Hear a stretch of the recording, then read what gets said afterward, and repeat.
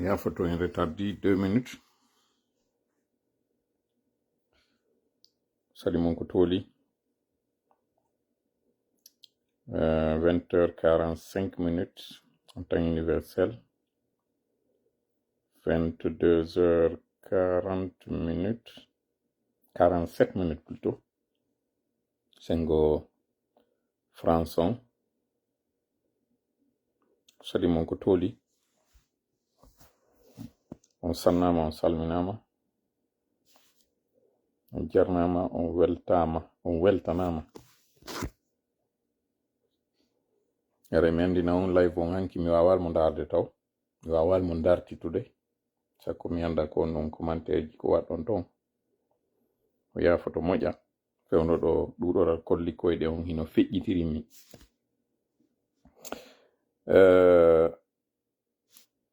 No wowiri noon natoɗo wono andi ko waɗete kon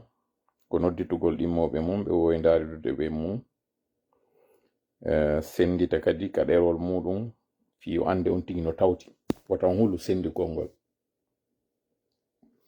Yimɓe fewɗo no addandelam demandiji fiyo me wono ami.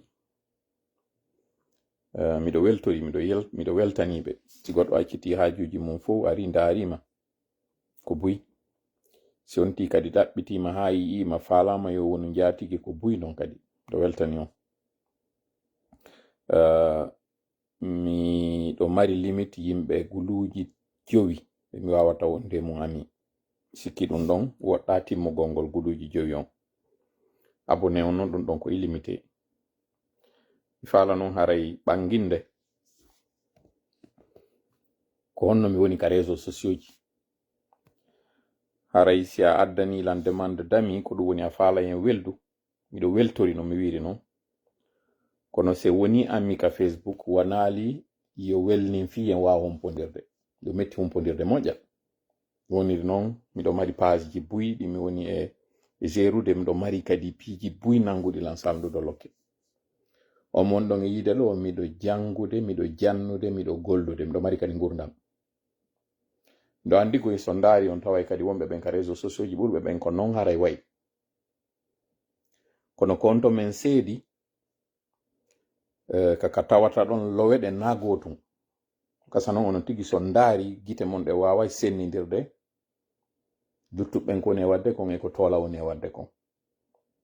Gogo taw mi anda sino woodi fewɗo mo wonɗon darde tawa on alamo yiwde ka fuɗɗi kon taw différence o waɗugol ngol sennidira hakkunde toola e luttuɓɓen wonɓe ɓen ka réseau sociaux ji ɗo est ce que ɗo renimi ɗo yiwde lam ɗo yammi o renalan ça fait maintenant bientôt 1 an jibbi wayruɗo layide o wayran yiide ñande mi wonno ka nder otowal kami waɗno teni militaire on mi sikki ko nden ñande wayruɗo layide mi sikki de mi waɗi to yi live ji ɗiɗi yeeso ɗon kami yaltiti mais à part ɗum ɗon o wayri layide donc ɗum ɗon tun taw ko seedande non ɗum ɗon 2 yontere nden fop mi waɗata vidéo jibi ka wiya tenen ha e asewe o yiyatalam ɗo waɗa vidéo sinara ko goɗɗum waɗi mi waɗa entre alarba alkamsa mi waɗa ɗum live donc ɗum ɗo holli min e luttuɓɓe meɗen seedi ɗiɗi tammel mum a yiyata on yetotoɗoma no jogi numéro tola ala donc na mi humpodirteɗo si en woni amiɗo en humpodirta mi gollirta kadi WhatsApp. Donc voilà les différences qui font que c'est bien beau ya adanan demandami e wonu ami kono waylata piiji buy sansata piiji buy ko woneten ami e ka wonɗa alan suivude ɗo ɗum ɗon ko goo. ɗimmel mum kadi hara on seytinali mi woni ami min e woɓɓe après j'ai découvert qui ils étaient e fewnɗo noon miɗo wadde ménage liste d'amis an on fiyo place ji heɓo kala mo mi yino partage ude contenu ji cnrd nayi mi ittu tun ko wonɗen ami kon je te bloque joni noon ɗo mi bloqué hara a watala yide few je préfère wota e wonu ami comme ça mi anda ko wonɗa wadde wona hiɗa ka réseau ɗo ka réseau kono en anidira. 2 troisièmement c'est woni ami enfin adanilan demande d'ami joni mi ndaare est ce que ɗa partage komi jogi komi waɗi mi ndara e non page ji woɓɓe ɗon mi yi'a piiji futilité ji ko ɓe woni partage ude je ne dis pas forcément yo tawɗa partage mi fiye wono amin c'est pas une condition ko c'est à dire mi weldi o e on tawɗo ino yiɗi ko mone wadde kon c'est pas ça no wodi woɓɓe tawara no gasa ɓe yiɗi ko mone wadde kon kono ara ɓe susta partage de justement ça c'est regrettable après 5 ans ka réseaux sociaux ji no mi wiri on non o page frappe mo won ɗon e darde ɗo ko no wiide kon fof ɗo yiɗi frappe on hiɗon souteni la page n'a pas 50 000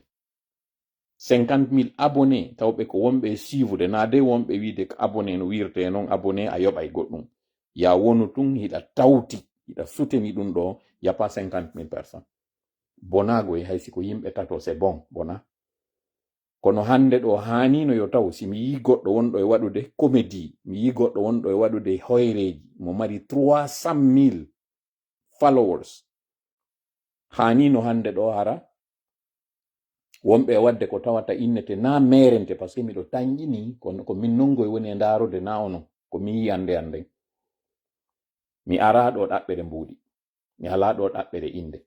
ko mi ari ɗo ko mi faala fandunde anden ko yo gite men ɗen uddito yi'en iwen pullo wullowo on wonen on pullo weltotoɗo on kañum kadi iwen pullo woytotoɗo on wonen kadi on pullo haysi o wonna hulɓiniɗo ma teddinaɗo ko ɗum ɗo woni faale an on ɓeynay noon ko ɓuuti holli ko muusi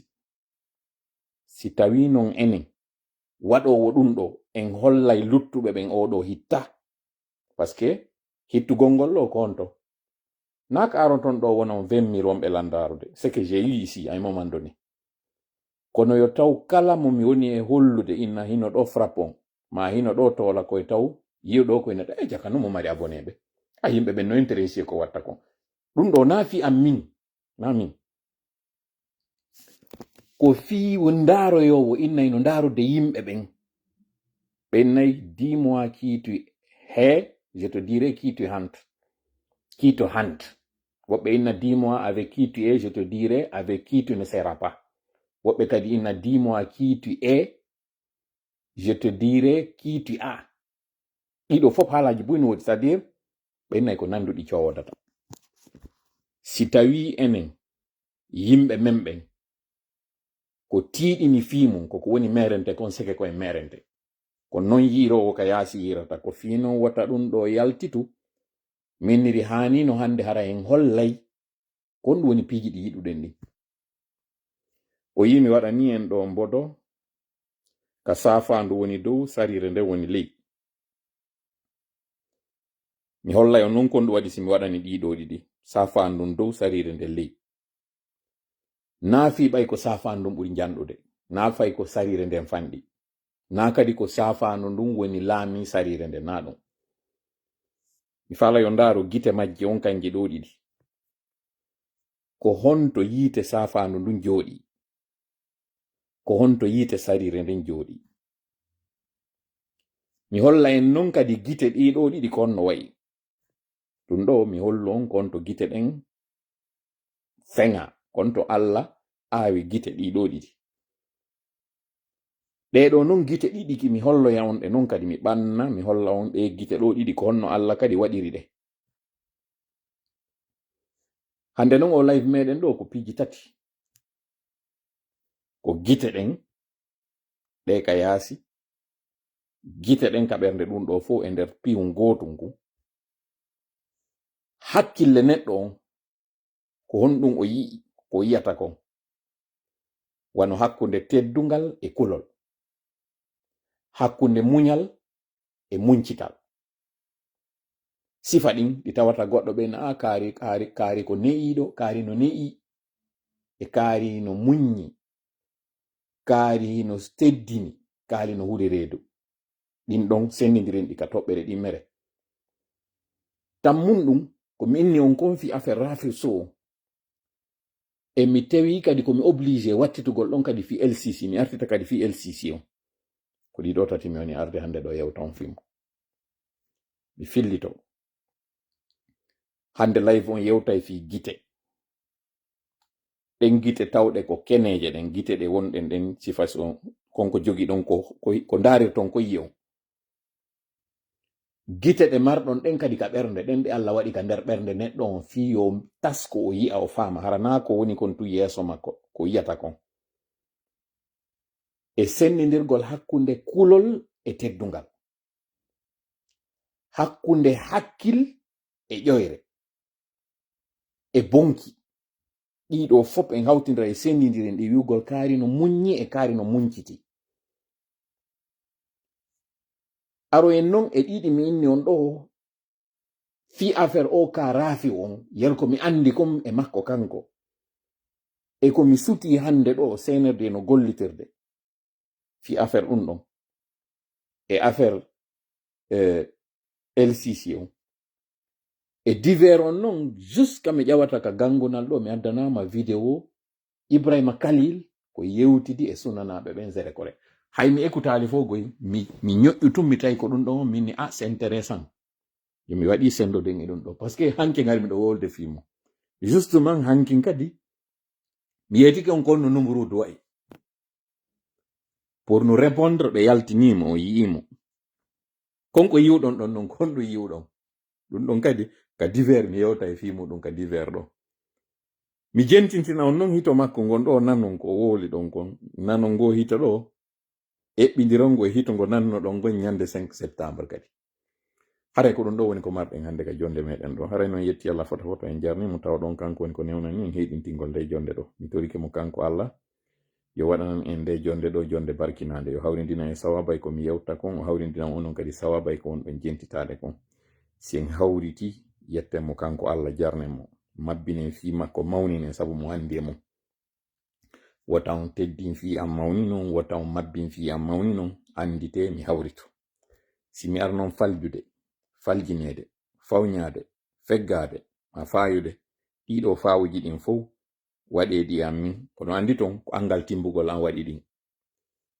ɓay non haray onon kadi on timma kono ɗon mari seeɗa ko tawata on seeɗa mo ma buy moɗon on si hawtodiɗi e koko moni etade ɗo nafay waɗe ɗum ɗon ko ɓuri kon wata on ƴettu doole moɗon ɗen e felugol ngol ƴette ɗen golle ɗon gollitiron e lellitugol ko lelli kon sina ɗiɗo fo ande seytani ko bonɗo o woɗɗa hen ka jonde ɗo o falti arde o faljinami sifa hankin kam mi wonno e waɗude juulugol e nelaɗon mi yahi ha ka lannitoyta ɗum apew mi falja o man tabi an bi ihsanin ila yawmiddin on moɗi few o yehi mi yeggitimo ɗon fof kono mi anditi wigol ngol amma baɗon ɗum ɗo mi anditi beten perdali fiilon ɗon golle seytane non yeggintingol goɗɗon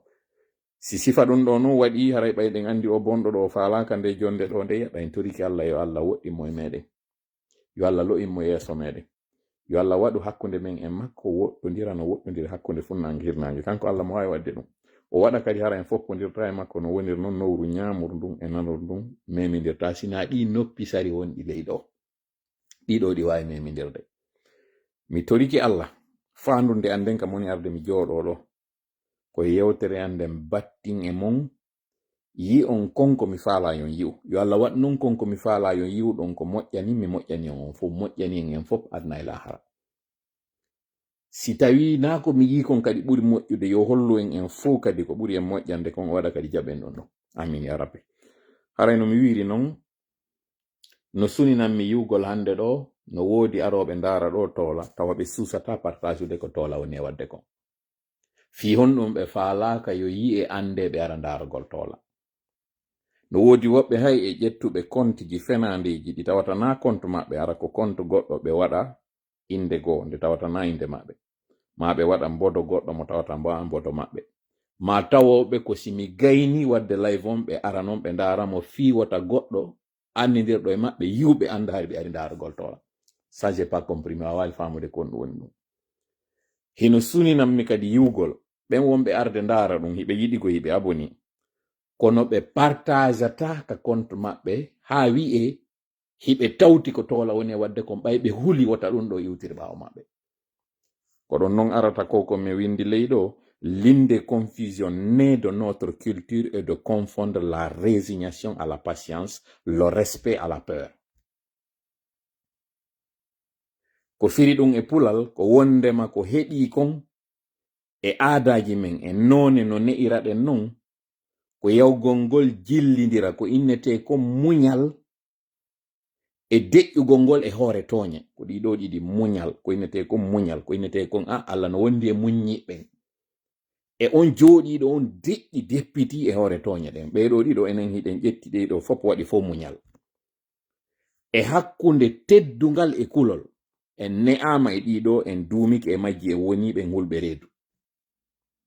a wolay non tun ɓe sikka ko hakkilgol wonɗen hollude ɓe inna suusugol ko bemmon huri ko goo koddi ko ɗayne ɗe heɓuɗen ka needi meɗen non ko faayere kadi ɓen waɗuɓe ngun jikku waɗi ngun kadi needi waɗi ɗum aadaji ko faayere haanino non ka wurten ɗum enen hande ɗo haraen jooɗaki e ɗum wi'ugol ngol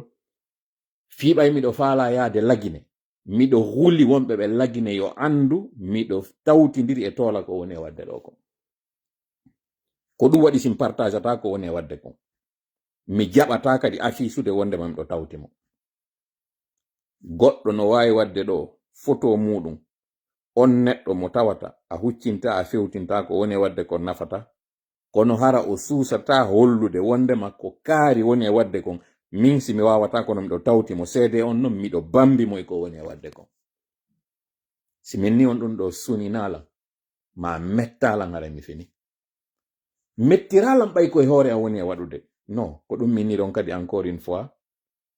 page am ɓurɗo marde abonné o mo tawata ko on ata créade toolimon ka toola taw ɗon hande ko toola tengela mais kino e wadde activité e makko fi hollugol on na yimɓe ɓe mi ɗaɓɓi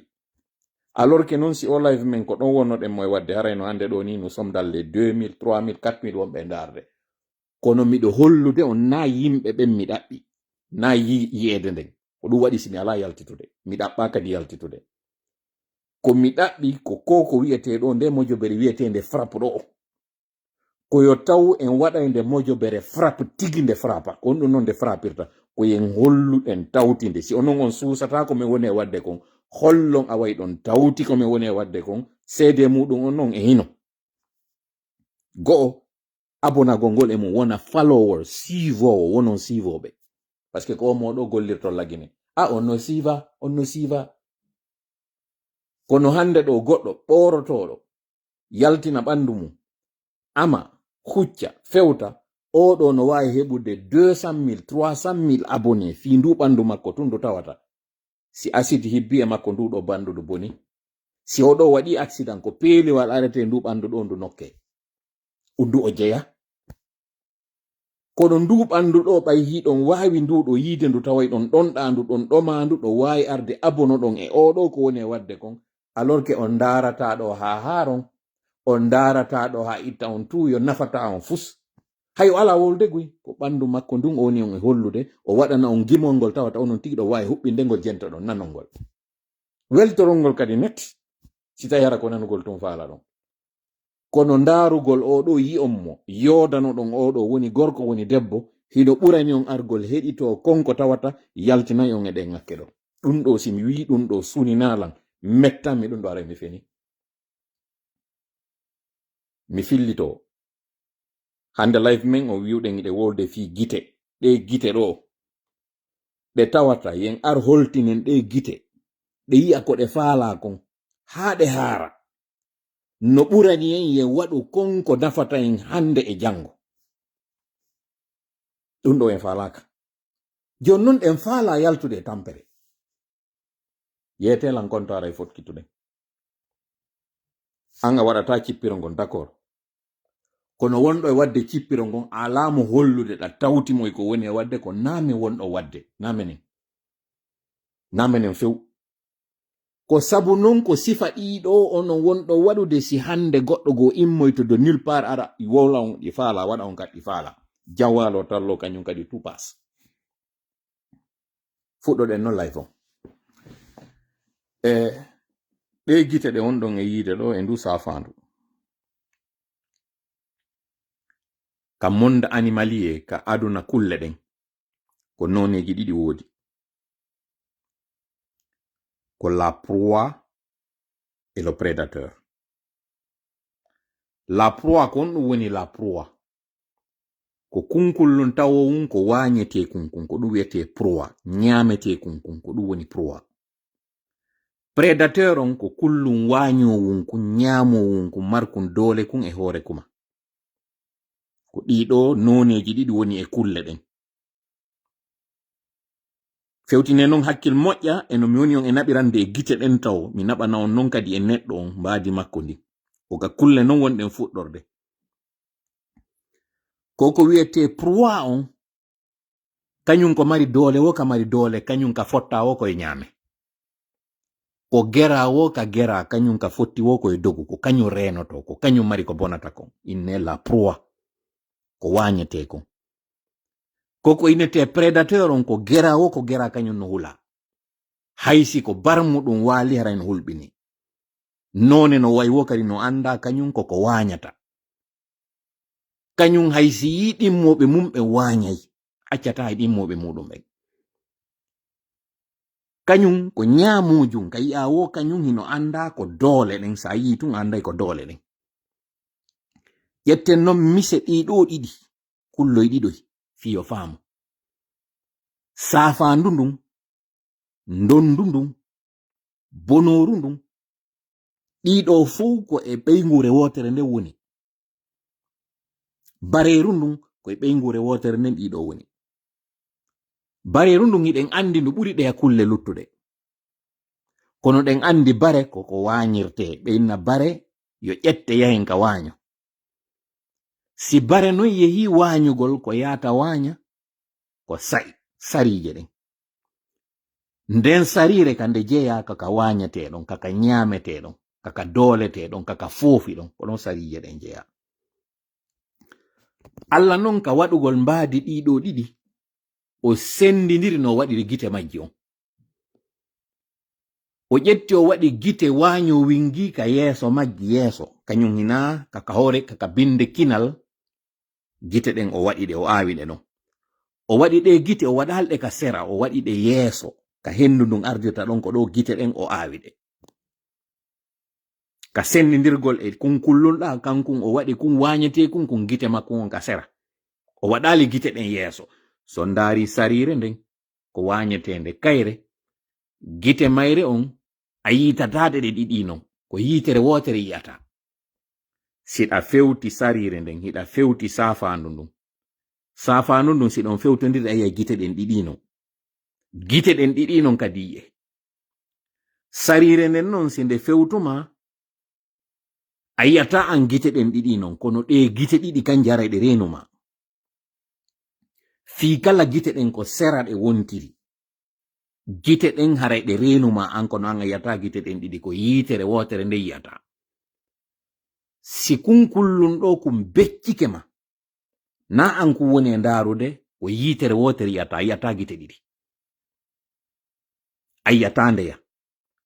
Ndu non safandu sindu beccike ma a yiyata gite mayron. Ko yiyata ko kuupi mayron. Jenti to moƴƴa ko momma wolande kon. Mbaadina kadi ko momma e wolande kon. Ka miijo, imagina. Ndu safandu ɗo gite ɗen Allah aawiɗe ka yeeso. Tawa kala ko ndu fondi e mum gite ɗen ɗiɗi a yi'ayɗe kañum kadi yi'e. Kañum ko wañojum ɗum. Hino faala yiide ka fokkitani kon. Yi'a. Wañete kun o waɗi gite ɗen ka sera o aawiɗe ka sera. Ɗe gite aawaɗe ka sera siɗa fewtondiri e kun kullum ɗo nangete kun. An a yi'ay kun kono a yiyata gite makkun on ɗiɗi. Gite ɗen non kañum haray no renuma. Kono non Allah waɗi ɗum ɗo miɗo arandema joni jenti to tunta hawju. Ko wañete kon gite ɗen a yiyataɗe. Kono kanje gite ɗen ɗe yiyete. Si beccike ma ka tawata an hiɗa reni yitere nden. Haray ko wotere renɗa a rena ndeya. Ndende a rena ɗon non kañum kadi no ndarude nokkugo. Différence ara non seedande araner nden ko Allah waɗi kon e ɗe gite. Andi to non mi wima leyɗo aadaji meɗin ɗin no ne'ira ɗen non ko jillinirgol hakkunde kulol e teddungal e hakkunde muññagol e muñcitagol e hoore tooña ɗin.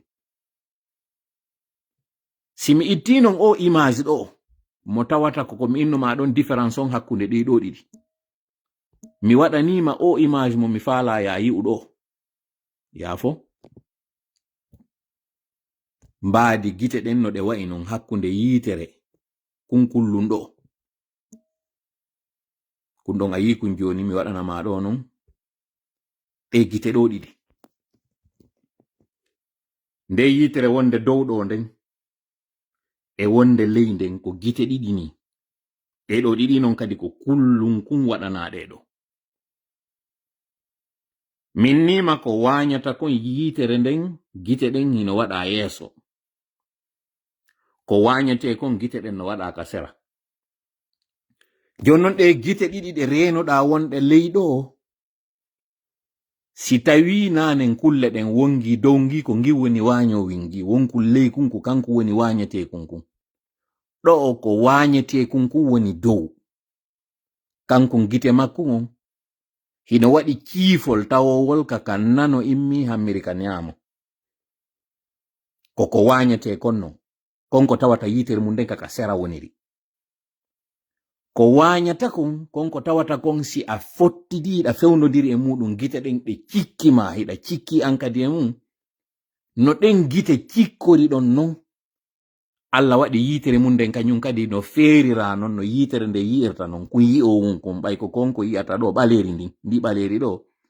Allah waɗi ndi ko iwndi ley soti ka dow ma ewri ka dow tippi ka ley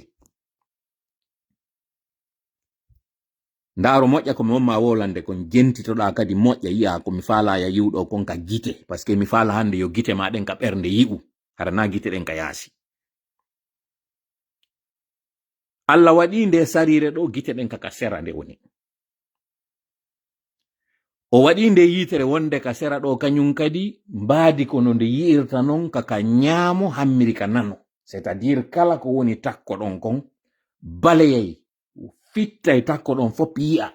360 degré takko ɗon on fop yi'iray wano andirɗa non si a ƴetti wofonde a waɗi linetiji e nder nde wofonde ɗo no tawirta non wofonde on angle mayre ko nde yiyata ɗon kon image on tawara ko panoramique ko non kun kullon ɗo yitere mo waɗira fi kala nde yitere ko sera nde woni yitere nden hara nde yiyay iwi on sera ɗon ha hewtitoy e sera ka kinal ngal woni ɗon iwi kadi binde ngal kinal ɗon ka nano ha kadi sera artiti ka hoƴƴudu ndu woni ɗon tawa nde yitere ɗo nde fittay ɗum ɗo fop nde yi'a tana on takko mayre ara hunde majjirali ɗum Allah waɗi kun ko wanyete kun kono o jonni kun konko tawata kun wawa andude wanyo wonde no ara jentito ko momma wolande kon Allah ɓay ko woni kon fop himo waɗi mo feppundiri khalaqa fa sawwa ko tagi kon fu o tagi o fotindiri on waɗi kun kala ka kun hani ɗon o waɗi kun kullun taw kun ala doole kun ala feere kun woni kankun kun tagama kun andi min ko mi ñameteɗo mi ala min ko mi wata ñamude min ka mi fotta o ko mi dooleteɗo Allah waɗilam min ka mi fotta o ko mi dooleteɗo waɗanan konko tawata non ɗen doole ɗon mi wawa hiwde hoore an e majje Allah waɗani kun kullun ɗo gite tawɗe kaka sera ɗe woniri nano e ñaamo ɗeɗo gite ɗe woni sera tawa kadi kade yiyata kon fuɗɗoto ka hoƴƴudu ara ha ka kinal hara no reeni fuɗɗo kadi ka nanoɗa gibi ngal kinal ɗon ha nduya hoƴƴudu kañum kadi a 360 degré kun kullun ɗo ko yiyay kala tana wonɗo e arande kun kullun kun Allah jonni doole on kun mari peɗa kun mari ñiiƴe kun mari doole kun wawi dogude kankun kadi ko kun ngurdam makko on fiyo kun wuro kankun kadi koye kun waru koyo kun nangu ko kun wañi kon kun ñaama kankun kadi Allah jonni kun ɗe doole Allah ɗuytani kun non doole ɗen waɗi ɗe gite ɗo kaka yeeso ɗe woni kaka yeeso ngon fewti ɗon tun kun kullun ɗo yiyata si kun kullun ɗo a wontiri ka ñaama a wontiri ka nano kun yiyatama koko fewndi kon tun yeeso makkon ko ɗum ɗon tun ko yiyata nano ko yiyata ñaamo fayin o ɗuyti ɗe gite ɗo wonɗe ɗen ka yeeso tawa ko yeeso on tun ɗe reni o ɗuyti kadi yigol majji on o waɗi ko ceekunni ciifunni ko ɗum waɗi si sarije tati darike yeeso ko sarire wotere kun ɗo ko yiyata kon huula nden sarire wotere ɗon tun pet na sari ɗiɗi na sari tati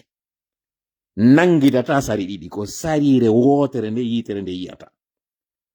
huula nde ɗo veruyande ɗon calcula distance on hakkunde ka woni ɗon e nde sarire ɗo calcula vitesse waɗeteɗo on fiyo wawu hoccade ɗo tinna yaha nangoya nde sarire ɗo Allah waɗi tawa ko wotere mayata naɗe fo wotere pet woni e yiide nde non wotere ɗo Allah holli nde si temedere hino ɗaɓɓitude nde ɗe temedere ɗo fof nde yiyayde lutta non ko honno nde laaworta ɗe temedere faalaɗe ñamude ɗiɗo pandan so tan ñaamo wonkun ko gooto woni e yiide si sarije temedere no e nder nde sunture ɗo yeeso maggi ko sarire wotere woni e yiide ko nde ɗo tun woni e mayde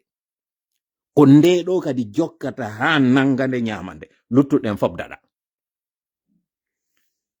joni noon ko ɗum toola woni e fuɗɗorde ɗo live on ko ɗum waɗi si toola no wolande men fi kulle ko yimɓele menen men ari men jooɗiɗo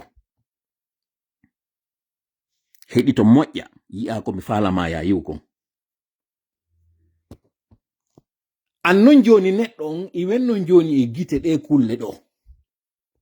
aren e gite neɗɗo on si en eɓɓidira e woni gite ko honno Allah tagiri ɗum ɗa ko honno Allah tagiri ɗum ɗa mi waɗanama non yitere o neɗɗo ɗo kanko ko honno nde wayi joni en iwi kulle ɗen ɗiɗi wañowo on e wañeteɗon aren non joni e yitere o neɗɗo tawo on kanko o wañay o wañete o ñamay o ñamete Allah waɗali nde yitere makko ɗo tawara hinde ka sera few o waɗali nde kadi o waɗi nde tawara nde ka hakkunde tun hinde ɓattodiri wono yirɗa ndu safandu ɗo no woniri no o ƴetti o waɗi yitere nden nde fuɗɗi ka kinal ɗo nde ari ha fayde a pewnde hewta ka noppi ga nde woni ɗon gite ɗen milieu ka hakkunde nde ala few ka ñaamo nde ala few ka nano o waɗi nde yitere ɗo nde wayi kañum kadi wa nde woofonde no nde wa'iri noon yitere nden hinde mulliɗi kayri nde tultiɗa nde mulliɗi kande mulliɗi ɗon waɗi ndi ɓaleri ɗo ndi woni kayri pinere non seulement ndi yiyay sera mayri on mais si ndi huuli kadi piwu ndu inni ko ɗum ɗo mi woni e ndaarode ko ɗum ɗon tuyata ko ɓuri no wawde andude ɗum ɗo ko neniraɓe ɓen boobo maɓɓe on fewndo ka won ɗon boobo fewndo ka neɗɗo on heɓa ɗon ko boobo fi kala yitere boobo on ɓaleri ndin ko mullere waɗi ko pinere ino mulliɗi boobo on fewndo ka woni boobo ɗon ɗo inne gite ɗe wunti siɗa jogi fijir kunku wonku yeeso makko ko kunɗo tun o reni ko ɗum waɗi si boobo on no laddude a wallini goɗɗum ko tawata hakkil makko no e muɗum a joƴƴinay mo tun ko ɗon kadi hakkille ɗe woni e yiltitade a ittay mo tun o yiltito kañum kadɗon par ce que gite makko ɗen ko piwum gotum kun Allah waɗi fewndo ɗon e ɗe yiwtaw no andirɗa kum wañowunɗa ko non haray o wayi kanko kadi moywa kum mummunten wañowun ɗo ko non o wayi ko ɗum waɗi ko hendi wo kaka hunduko woni e sutinde par ce que ka woni boobo ɗon ko wañowo boobo ko wañowo boobo ko safandu ka woni boobo ɗon anda ko hulɓini dogata no woni kun kullum wañowo seede on noon si a jaɓi kun fijir kun ɗo a dirtini kun ka ñaamo a ƴetti fijir kun ko a waɗi yeeso makko a señƴini o yeggiti fi kunɗa gite makko en darike kun fijir kun kesum wonko yeeso makko ɗon ko ɗum ɗon tungo yiyata ha goɗɗum go kadi arta yaltitoya yeeso makko ko tawata kon ɗon o yiyata donc fewndo ka woni boobo ɗon mo jogi réflexe kun kullum wañowun ɗo so janɗi noon gite ɗen ɗe wunti o watti yiide sera makko o watta non ndaarude ɗaɓɓita o watta non hande kadi yiwde ko hulɓini o watta non hollede o janɗine non o ne'e non ndinedi ɗo andugol ngol sa nani totowal ko ya dogu nani ngal otowal ɗo ko tappowal ko warowal société on non fuɗɗo non ittude makko instinct de prédateur on waɗa mo non hande kadi instinct de proie o iwa hande kadi wonugol kunkullum suusuku reedu wañum sutanto ko goɗɗum haɓɓito fanni manti hendaki accitata o iwa ɗum ɗon hande kadi musigal makko ngal société on ɗa non hande kadi e makko fuɗɗo non bonnude gite makko wonɗe ɗen ka yaasi fuɗɗo non hande kadi développude e makko gite wonɗe ɗen ka ɓernde o fuɗɗo hollede inni ko ɗum ɗo laba ko ɗum ɗo kaani ko ɗum ɗo weli ko ɗum ɗo metti na kanko ko yiyayno ko société on façonamo yimɓe wonɓe takko makko ɓen ɓe eltamo e ndi mbaadidi ɓe faala yo ɓe eltumo e gen no mi wiri non ko gite maɗa ɗen mi faala ya yi'u ko mi faala ma hollude ɗo ko mi hollete non ko mi hollo a hollude ɗo kon fop a wata yiide se gite maɗen ka ɓerde udditanaki komi faala ya yi'u ko joma gande en non ndaari ɗe gite o neɗɗo ɗo e ko taga kon fof takko makko ko honɗum kadi woni kunkullum ɓurku nanditude e makko ka mbaadi gite et c'est là où ça devient choquant et c'est là où ça devient intéressant ko scientifique ɓe ɓen tawi même si ɓe wawa l'expliquer ɓe tawi ko ɓuri nandude e gite neɗɗo on ka mbaadi ka eno ɗi wa'iri non fof ko kunkullu wiyete kun kose way anani ko mi wi ko gi ko sewi giray ngi harmo ngi neɗɗo mo Allah teddini fi muɗum mo wi walaqad karramna bani adama on neɗɗo mo tawata on ka wi ɗum wa rafahtu fihi min ruhi mi wutti e makko wonki ankin mi itti o ruhu wonɗo e an on mo tawata ruhu goɗɗo anda fi mum on ɗo kay mayata kon ko tawata mayata kon ko wonki kin sortoto kono ruhu mayata ko koynete ruhu mayata ono ruhu ɗo mo tawata on ko kanko woni ittude makko kanko Allah waɗa e mum o ɗo ko ngin kulli har mo ngingi gira e ngingi ɓurgi saltiɗuɗe ngi fop e kulle ɗen ko ngi ɗo mari sifa gite makko ɗen jonon taskiɗo moƴƴa ko taga kon fop ka binde ka hoore leydi ɗo ko tagana ko fi neɗɗo ɗe kulle ɗe wonɗa yiide ɗo fop ko waɗana ko fi neɗɗo o ɗo koko ñaama koko gollitira koko wonda e mum ɗum ɗo fop ko fi makko waɗira malaika sujjanimo jinna sujjanimo donc disons c'est l'être le plus respecté tawa kullum jogi kun sifa gite makko ko kun kullum ɓurkun e soɓude e kulle ɗen jogi sifa gite makko ɗen en d'autres termes ɗe gite makko ɗo si gite ɗen ka ɓernde gollitiraka kanko gi ko sewi ɗo fusɓe seeɗa je répète rapprochement on mo wonɗe wadde on hakkunde ɗe kulle ɗo e neɗɗo on e hakkunde o neɗɗo ɗo yiltitoɗen kadi e kulle ɗen seke o neɗɗo ɗo Allah waɗanimo ko tawata mo waɗi e ɗe kulle ɗo ɗiɗi o sendidirɗe wañowun kun e wañete kun o ndaari non kadi kun kullum kun tawata kankun ko wañata ko wañatake koyo kun ne'e ko sewi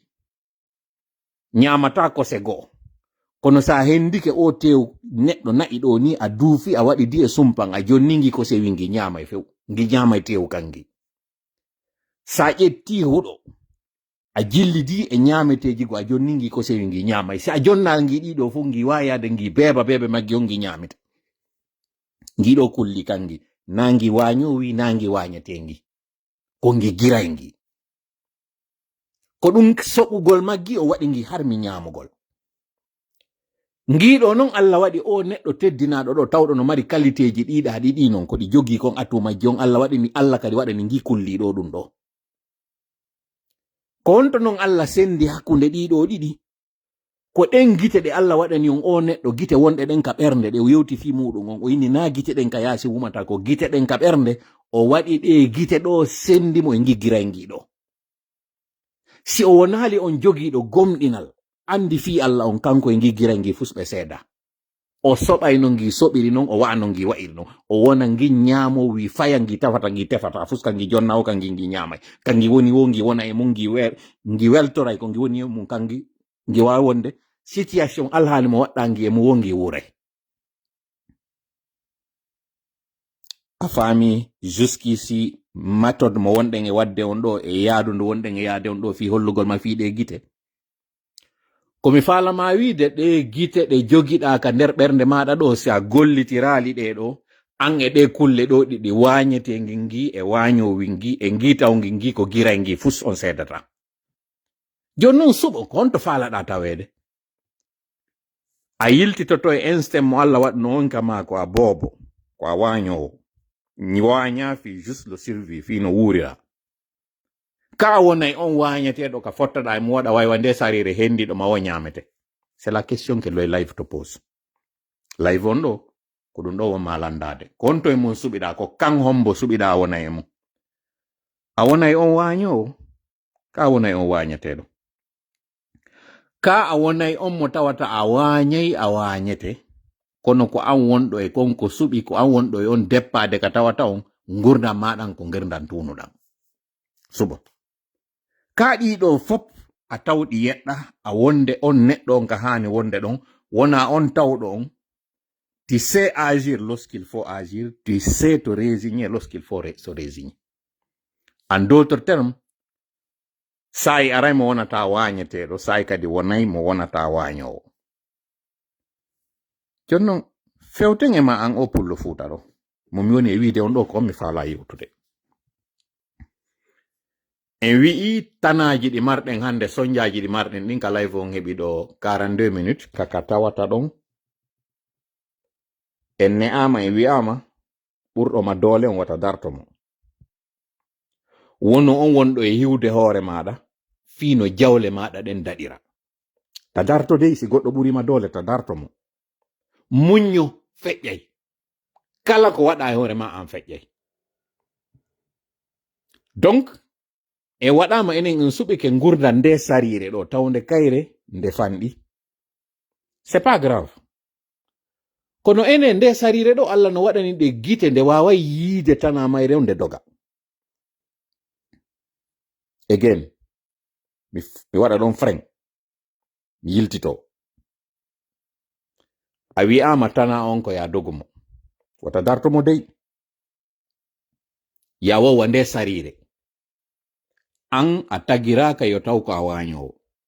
a wi'ama ɗum ka wonnoɗa boobo mawɓe men ɓen ɓe ne'idi en e ɗum ɗo en janɗi ɗum siminino mawɓe men ɓe na nene baba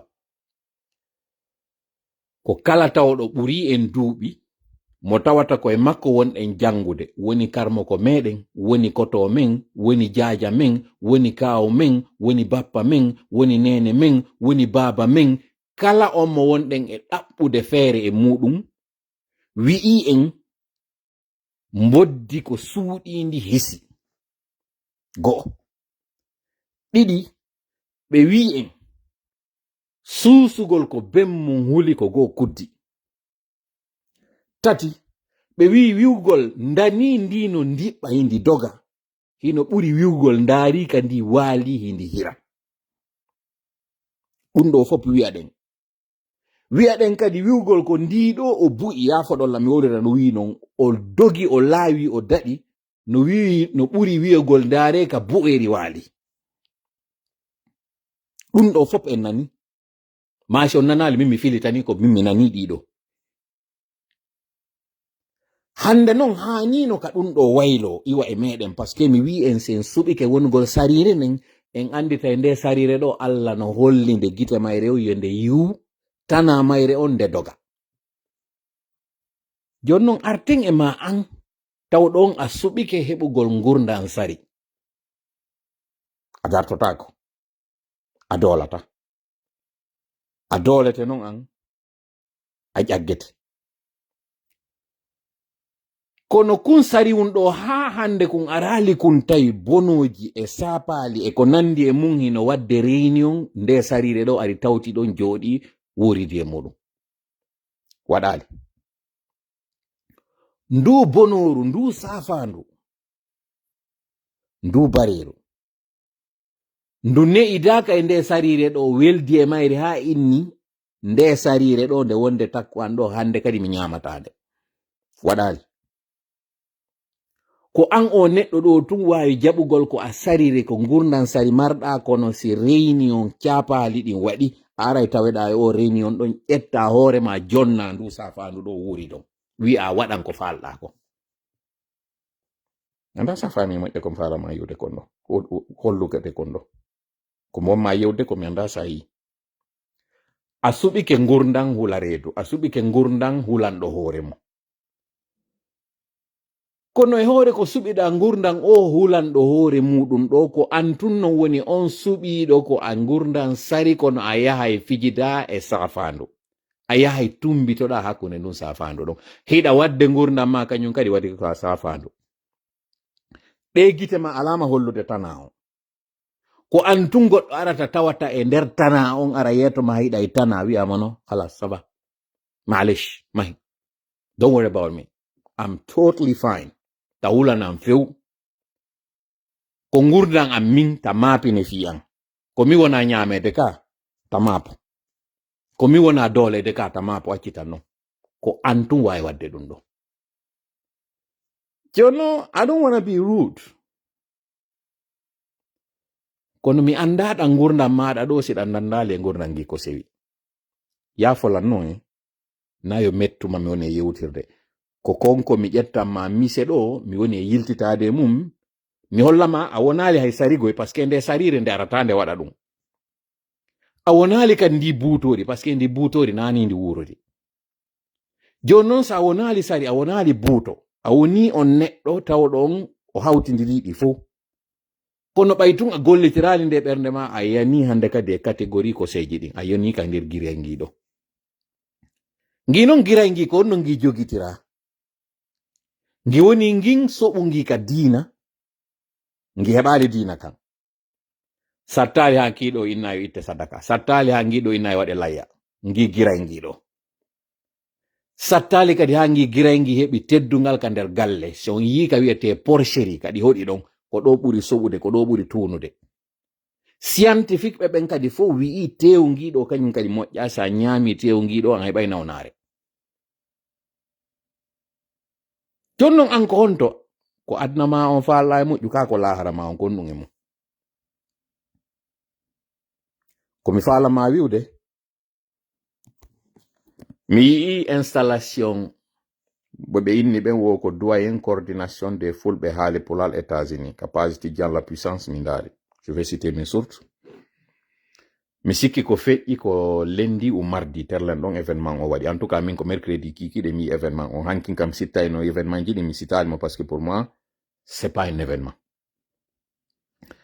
ça me fait 2 ans gibi mi fuɗɗi wiide révolution no hani waɗugol Fouta ça me fait 2 ans miɗo wiide en watta en habbor ɗi coordination jita en habbor koko wona wiyede ɗo ko honno ko coordination e diwe watta en habbor ɗiɗo goɗɗum parce que probléme ji meɗen on e probléme ji maɓɓe ɗi na gotum si ñamowo woni ñawdo wo ɓiɓɓe wurata Alaji Alseni Dalaba wawata wonde nden sarire wonde hiwande en sarije luttuɗen Alaji Alseni Dalaba ko kañum e buutoji ɗi woni ñawlidude kamɓe woni fijidude waɗata no don't expect that ta habbo ɗum few la takhunu anfusakum wata on ɗayno hoore moɗon mais yugol non oɗo coordination naade hay Afrique to nalagine tun o faala hollude doole makko ko yoɓe yoɓu biye business class ko ɓe yawowli ko ɓe ara ɓe hewta New York ɗo ɓe installa on coordination pendant ce temps makitiji no sumude pendant ce temps pullo Fuutay no sasinede no yawede hande LCC ko yalti wowli ɗo kon na LCC fuɗɗi yaltude wowla ɗum Jean-Paul Jumpak yalti no wowli no ɓuri ɗi Cheikh Afan yalti no wowli no ɓuri ɗi enen tigi musidɓe men tigi yalti no wowli ɗi tigi yetteteɓe Ba yetteteɓe Diallo yetteteɓe Sow yetteteɓe Bari ɓe wowlino ɗum aroɓe nata ka quartier ji men waala waɗoɓe haajuji immoɗen aren tawen haajo affichitoɗen e maɓɓe holla woyi ɓe torike en okkiɓe ɓe waɗi dennaboji en tawama en notike ka holluɗen ɗon wondema ko en ñooge ko en giraygi ko woni wo ko waɗi soɓe on fop ƴettete waɗe e hoore meɗen mettaygo no moni wowlude ɗon ba komi obligé wowlirgol ɗum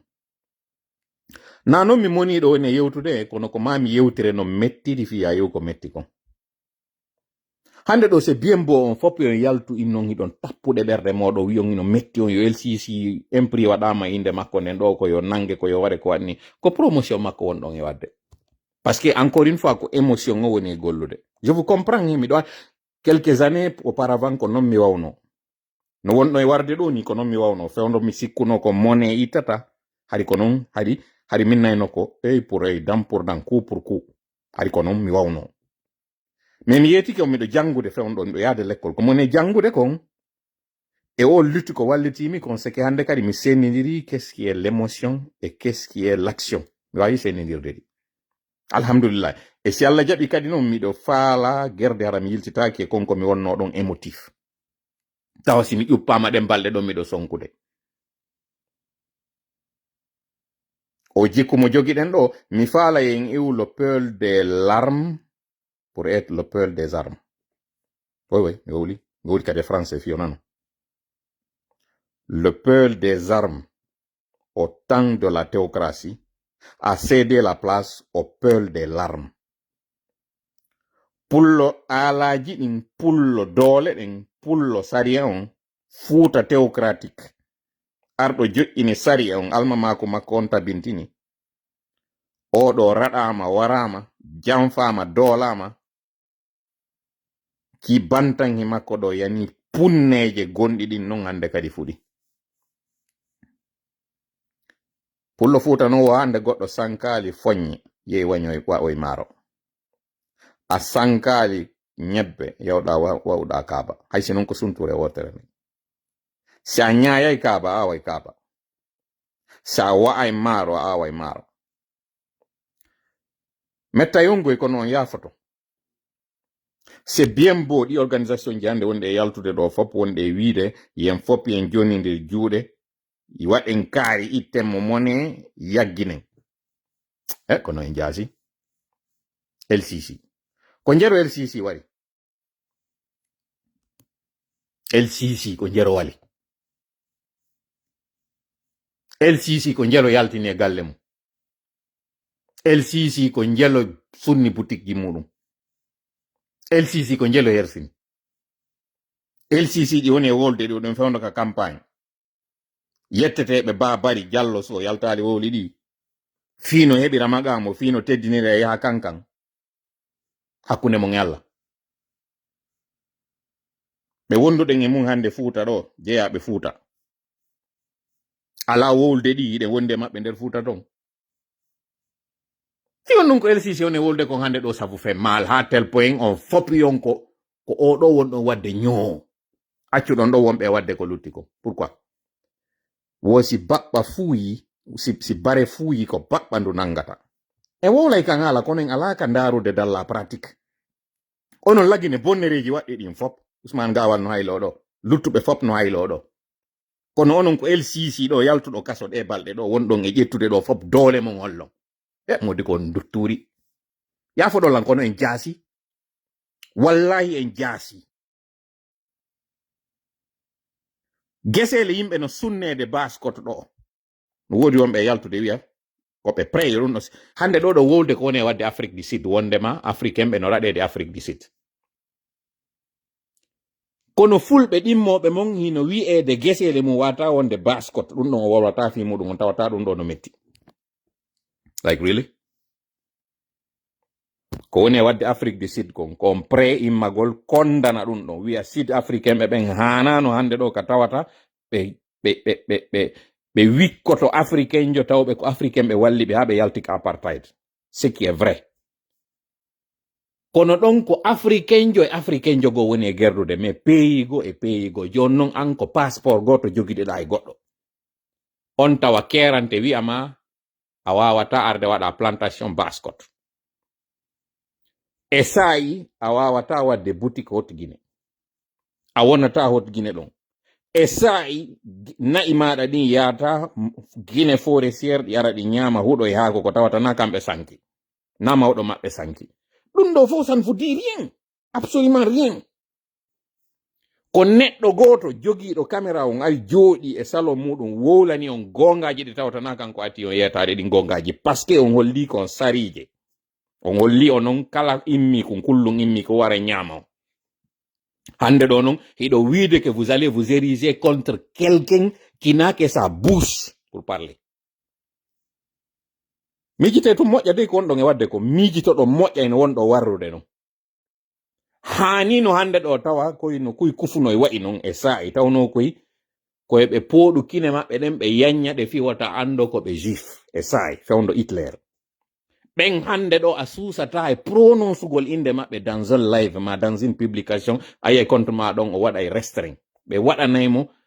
restriction ji ha ngalɗida e hoore ma sa yaltata Facebook arnoɗo e sa'i tawa susata e andinde ko hombo woni mo ɓe sanzi yettoje ɓe sanzi inɗe ɓe sanzi religion ɓe suuɗi ɓe sakiti hoore leydi ndin fof fiyoɓe daɗu ɓen hande ɗo a susata a hattana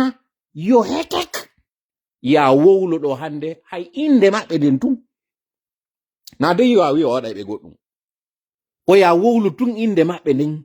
waɗa ɗo publication winda Israel a susata a yeki san compte maɗa on no heɓa restriction kono non ɓe waɗi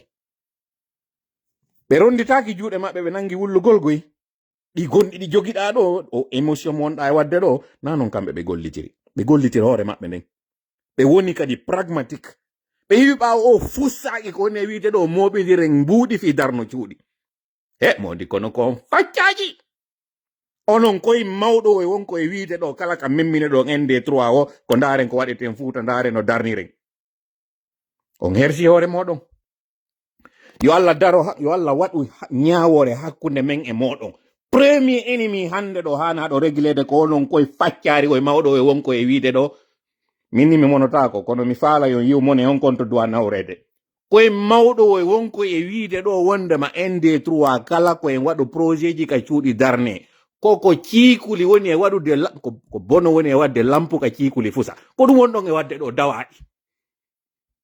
onon ɗi dawaɗi wonɗi e wowlude ɗo opérateur économique ND3 kala memminande moɗon vous faites les mêmes erreurs hiɗo yolli hakkunde seynerde hande ɗo ko onon woni tambitiɓe ɓe kono hekkeji moɗon ɗi wowletake fi muɗum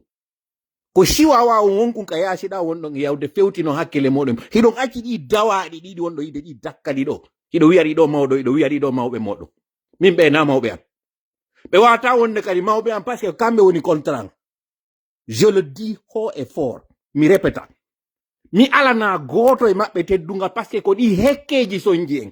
il faut dire les mots tels qu'ils sont siɗon mari doole ɗe falɗon hollude ko ɗi dawaɗi ɗo yahan ton sele on LCC kawon LCC wawana on hunde LCC waɗata on hay hunde son elmini joni LCC ko LCC jogo kadi immoto no andirɗon non adu LCC d'autres on existé mi yeetike on hay ɓiɓɓe mon immike yenni on ɓiɓɓe mon ɓe waɗi duton e mon haajuji yari don e maɓɓe kafeji naati don e mon juulirde surri don berɗe goote ɗen ɓeɗo yenni on yawike on kono na ɓeɗo ko woni wadde ko wonɗo yahande ko yetteteɗo maara tawɗo ko kurankojo wonɗon e nangude wirgol hande ɗo probléme ji mo lagine fop ko oɗo wonɗon e yanan kono ko on fussaki on hersi hoore moɗon on hersini en tout un pays toute une communauté de blogueur no jooɗi no affiche ɗo hande photo makko kanko LCC comme si LCC maayi ɗo hande ɗo e naati aljanna comme si LCC hande ɗo éliminama jango bimbe naati Sékou Touré ma ɗum en yetti hoore meɗen indépendance vive la paix vive Guinée lanni he modi kono on hersi hoore moɗon on hersini en on hollike enen en fakata hay fus en gaynata mi écouti réunion mo ɓe waɗi hanki ɓeni way notre plan est en train de bien marcher en jonniɓe kaɓe hilno ils vont s'occuper de LCC en utilisa ɗo noon elmino en LCC wona ko kamɓe elminimo on a réglé un adversaire donc koyne tigi on a gollitirede pour qu'ils atteignent leur objectif ɓayno mi woli ɗon ɗo hande kadi qu'est ce qu'ils vont faire, ils vont renforcer la sécurité hoore makko kanko LCC wonon ɗon non hande kadi e waɗugo Sonko e moɗon gi on hewtatamo o mematamo fus on gaynantamo rien on holli annu e moɗon on non fus nafata on absolument rien annu e ndangu ko ɗum wonɗo e wadde ɗo ko Bobo arata tappa ma ko on holli annu e makko on kono konkon tappa ma fus waɗatama musatama barmintama wattama fus ko ɗum wonɗon e wadde ɗo on woni Boboy fine seeɗa jama iwon e o émotion mon gollitire hakkille moɗon ɗen si sifa ɗum ɗo waɗayno hewta ka ɗum wowle si waɗayno hara waɗayno ce qui ne se fera pas si waɗi kadi nafata fus je vous le dis ici metta on non ma no gasa ƴettiron mal si hande ɗo LCC walike fure ɗum waɗata mone wonɗo e hoore pullo fu walta on iwa ɗum waɗata ɗo teddungal wona e hoore meɗen absolument rien. Au contraire, ça va être utilisé pour remonter des communautés contre d'autres communautés. Ena bon o yi fulɓen ko ne wadde kon oɗo fiɓay mo yalti o inni mo défendude on onon fuuta hino koɓe waɗi on kon affaire mande jalo memmintino kañum kadi affaire leƴƴi kañum kadi memmintino c'est dire mi anda si ɗo mesure ko wonɗon e wadde ko ma ɗo mesure no wonɗon e waɗirde non. Je suis pas le plus futé, je suis pas le plus lucide, mi wona on ɓurɗo yiwde fop anda kono de ce que je sais golle hakkil ko min yon kon gite ɓerɗe ɗe Allah jonni mi ɗen gite ɗo mi faalaɗe golliterde kono nun ɗen gite hollimi mi suɓike ko honto mi wonirta mi andi que je suis une proie mi suɓike hande kadi puisque je suis une proie je vais me défendre comme une proie et je vais me transformer en prédateur min ɗo mbi ƴettino ɗum mi suuɗitora mi wowli kadi fop no andi je suis wanted hande ɗo so hiɗo nana senerde no wola fiyan ils savent parce que min si ɓe ari ɓe yari raylawa put ɓe yari raylawa gosi ils le savent miɗo andi kadi et ko ɗum waɗi que je suis déterminé à aller avec eux jusqu'au bout advienne que pourra kala ko waɗoyta donc min mi suuɗitora min hina e o émotion ka wonɗo e wadde o élection mis o défileji mon ko wonɗo je ne cherche pas ça miɗo jooɗi e hoore kasangue an on e mi waɗi wil an on ko heɓi mi wo mi yeetike on je suis prêt jusqu'au bout ko ɗum waɗi si koye hekke woy ko wonɗo yiide ɗo fof ko wonɗo e noddude mawɓe moɗon min na mawɓe an coordination élite yimama ko e ɗum ɗo ils sont pas représentatifs de moi min mi dissociino ke e maɓɓe je ne reconnais plus onon noon ɗon continue a joni ɗon couvre événement manji maɓɓe hiɗon noddaɓe mawɓe amen probléme ji si waɗi noddonɓe alaji kaari en ino doit intervenir no waɗi nini vous faites une chose et son contraire o wiye o reconnaissaɓe ko honɗum noddirtonɓe ballal ko honɗum si probléme waɗi ɗo ɗon nanga wiugol alaji kaari en ino jooɗi nokkel kalɓe ala intervenir ɓe ala wadde ɗum je m'en moque je m'en fous et je le laisse en paix ko ɗum waɗi sina wono ni min mi wolta e fiɓe mi wowlata fi i coordination ji mi wowlata fi kala ɗi représentation parce que pour moi c'est pas important ko koɓe instrument wona ɓe gollitirede d'ailleurs pour me distraire et donc je m'occupe pas d'eux mi occupaki e ɓe coordination hande c'est pas mon adversaire c'est pas ma priorité c'est rien onon noon tawɓe ɓe jakkay ɗon mari priorité di je vous dis que ɓen ɓe wonɗon diwde ɗon accito yaha noon nokkeli goo ko ɓorɗi tati jogi ɗon ɓorgol arano ngol ɗo wondi e muɗum ka suudu moɗon hiɗo wondi e mum ka hoggo moɗon ɗo wondi e mum ka musidal moɗon ko ɓorgol arano ngol on ko ngol ɗo woni on e sakkade tuma gayni ɗon ngel ngol ɓorgol ɗo o aroyon noon ɓorgol ɗimmol ngol communauté moɗon c'est à dire pullo e pullo tuma gayni ɗon e ngol ɓorgol ɗo noon yahannom noon ɓorgol tammol ngol innegol ngol noon hande kadi ko pullo contre leñol goo si wiyama o par exemple o pullo contre systéme o kono non hiɗon diwde ɗiɗa ɗiɗi noon palo ɗon acciton ɗin ɗon fof hiɗi ka kine moɗon hiɗe ka tiinde moɗon hiɗe ka ley koyɗe moɗon ɗon innon ɗo yahande goɗɗo goo wonɗo to e kadi noon malheureusement e on tammo kadi mo wonɗo yahande e hoore ko diwɗon ɗi ɓorɗi ɗo fof hiɗon arde ndaaro muñu kun tawata fus kun waɗata innon ko kun ɗo wonɗo yahande est ce que ɗon andi e ko wonno ko ɗum ɗo noon tongirɗon en jusqu'ici un pas en avant un pas en arrière 10 pas en arrière ko ɗum wonɗen e wadde si wonno bete un pas en avant un pas en arrière harayno ɗen nokku gotum harayno e régressali mi faala noon yo jentito ɗo hankin ko mon noon e wolande kon même si sabu droit d'auteur on mi essayay ɗo innugol mi waɗay ɗo nanon Ibrahima Khalil yiitidi e njulaɓe ɓen ɓe piiji mo wo sumi koko mi yeetiki on koko mi addana quelques minutes ɗo mi fuɗɗo live an on ɗo hay mi écoutal mi anday ko wowla nder ton kono miɗo wadde en fop nani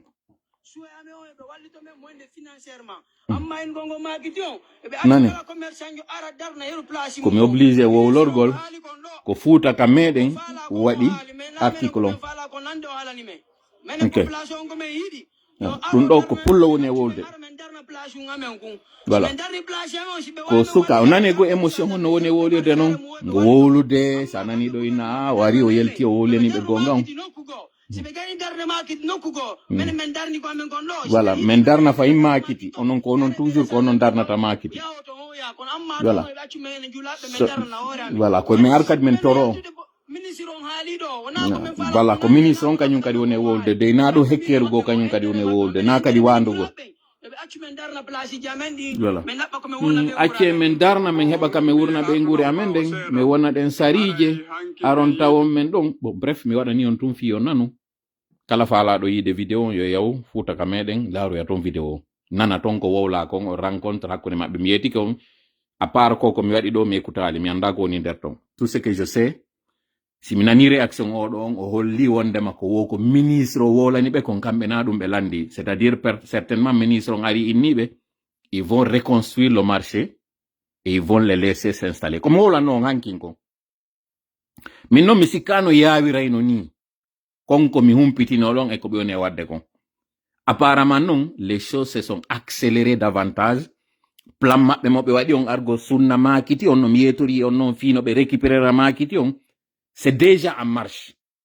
malheureusement non mi aray mi yeeto on ɗo goɗɗum ado waɗude minna ko ɗum ɗo woni ka huula wonde hara des mois à l'avance ɗum sanzali waɗo ɗon heɓuɗon kin hakkil hande ɗo koko inna kon pullo on c'est son plus grand atout c'est avéré être son plus grand défaut son plus grand handicap ko ɗum ɗon ndi jawdi onon ɓe njulaɓe on sonji men wallahi on sonji men on sonji hoore mon kono noon on hettay kañum kadi en foppe en hettay pourquoi parce que fewnoɓe fuɗɗi ɗi makitiji ɗo mi yeeti noon on tuma ko Conakry taw hay hewtaka zere kore minni ɗi makitiji wonɗo yiide ɗo fof ɓe déguerpisirde on e majji ɓe darno e makitiji ɓe ara ɓe inna on are noon soodon ɗin makitiji ɗon ɗin place ji ɗon si ɓe soodini on ɗin place ji ɗon ɓe heɓa mbuuɗi hoore moɗon ko kamɓe waɗi tana moɗon on kono ko onon kadi ɓe gollitirta fi heɓugol nafa maɓɓe on kamɓe onon heɓata mi wowli ɗum sanzali ça fait des mois gibi mi wowli ɗum sanzali vous êtes toujours là la seule chose qui a changé c'est que au moins o mascarade mo ɓe waɗi ɗo on ɓurti men nanande o woni ka juuɗe o yaltali parce que onon tigi o yi ko kellannoɗon mo kon fof o yi ka yaltoy ɗon kono hanki miɗo wolande o minna ko ɗum ɗo woni programme maɓɓe on hande ɗo rencontre waɗi hakkunde sinistreɓe ɓen e kanko tawɗon c'est l'auteur du système samma sakko ɓe sammi on ɓe ari ɓe sakkiti on ɓe habbi on arɗo ɓe waɗa on noon ko ɓe faala ko hiɗon naɓude ɓe noon e on teren ɗo wiwgol non acce menen men darno e makiti nokkugo na de wiwgol ok puisque jako o anni e ɗo jogiɗo ɗon nous on boycott joni meɗe wonde sera mi yiya noon so wawi wadde ko faalɗon ko non tun woni no mi wiiri noon ka fuɗɗode yewtere nden ko a sari a andi ko a sari ko a dooleteɗo ala doole no dartoraɗa kamɓe ko ɓe bono ko ɓe buuto ko ɓe piyo ko ɓe ɗi fof hiɗa andi ɗum hiɗa andi ka fottuɗo wo o waɗete goɗɗum kono ko onon immoto ara tawa buutori ndi wi'a hiwan ko onon arata inna miɗo faala ballal ko buutori ndi mi woni arde mi lando ballal like really sérieusement hakkunde ma yalla wonɗo sombo tanama on tawɗon oɗo kadi o wuuri wotuma mayɗa no andirɗa noon ndi buutori ndi wañiral nde sarire fiɓay ndi faala guringi ndiɗo piyori ñamirali mba mbewa ɗo parce que hino faala kono mi wiyata hino faala galaɗi ɗin na ɗum ɗo piyori ndi woni ñamirde mba mbewa ɗo na ɗum ko parce que ndi piyori ɗo kayri kadi ko ñamete mayri on ni ko tuma ndiɗo wari kayri kadi ɓiɓɓe mayri on wuura jogo hoore ma an e o système ɗo no kun kullum wañetekun ɗo e gi kulli waño wiɗo ko non wawɗon tuma jogorɗa ɗum ɗo wo yirɗa ni système on rapport de force on anduɗa simi falaka wonde sur la table comme le repas ko mami wona ka cuisine on defo on ne bali premier ministre Canada on woni wo système réalité mondiale on hande do. Si tu n'es pas autour de la table, c'est que tu es dans le menu. Si taina woni subade ko nyamete on c'est que ko woni nyamete subete do. Oui, nous devons accepter le monde tel qu'il est, pas tel qu'on veut qu'il soit. Woko ma jaben aduna on no wairi no nano faali de yo wawno. Hande do siko sagumen nun enen kan lagine wa no leyde luttuɓe non enen kadi wa no guine be luttuɓe non. Kono leyde luttuɓe woniri siko a guine joko ya hebu haqqeji maɗan ɗiɗi timma ara goɗɗo dowlali ma. Ko ɗum ɗo woni l'idéal. Siko a guine joko ya hebu conforon an kadi heɓa no wurira no fo haniri non ndiyan kuran ɗate laptane e l'école heɓa ɗum ɗo ko ɗum ɗo wonno l'idéal. Puisque non on hanuɗo wadde ɗum o waɗanalima ɗiɗo fop o jonnalima sécurité o jonnalima équité o jonnalima équilibre o waɗanalima fus jabo oɗo ɓay waɗanalan ɗum ɗo na mi waɗanta ɗiɗo hoore an par ce que mi wataɗi waɗande ɗi hoore an oɗo falaka mi heɓude na dey o ala feere yo mi waɗane ɗi ko o falaka mi heɓude few si tawno ko feere nde wi'a a ñawlaymo ma a waɗanaymo ni par ce que feere nden ala koni o falaka himo andi laamu makko ngun sikoy ngu tabitu o jooɗo o wuura ha nyande hara goɗɗo mena sali mo laamu ngun an ko ya yano an ko ya deƴƴu an fiima ko yo mehe e hiɗa andi non goy o suuɗa si hanki mo suuɗanno ma hande o suuɗa o hollima mi andinama non ɗum ɗo c'est un système ko ɗum waɗi siminnoma gaño ma ara non hiɗa wondi e makko taw nano ko go woni goy hiɗa wondi e makko o gaño ma ko ba Jallo so bari o wiyete naale kadi jallonkejo goy na maninkajo na foresiejo na sosojo na bagajo na landumajo ko pullo tigi sen mo tawata mawɓe makko ko Almami Boakar Biro ko Alpha Yaya Jallo ko ɓeɗo wonno mawɓe makko ko Armami Sory mawɗo ko Sory to Soko ko Yilili ko ɓeɗo wonno mawɓe makko wawɗo wa ma wayi wa min jillaka innugol woka ewdi ko pullo sen wawɗo wama woni wawi wadde ɗum ɗo pourquoi parce que ko kun geɓum ɗo o hikkini yeeso kun ɗo non geɓum woni ndoliwal ko hendorte o waɗe ko faala kon parce que il veut l'argent il aime le confort mo yiɗi puisque non mo yiɗi ɗum ɗo an si a faala yaltude ɗum ɗo musidɗo ta yaw karmo ko ta waɗu fusta nan laawi ɗiɗi tati ta waɗu. Il y a 2 ans, miɗo yettade minni problème lagine on c'est un problème politique mais solution makko n'est pas une solution politique. Fewndo mi wolno minni kartal addali maka laamu on sikkuno ko e caakane mi woni e wowlude sikkuɗon ko ngaygu. Nyande wayritino ɗon la yiwde nyande mi waɗno teni on vidéo on ça existe.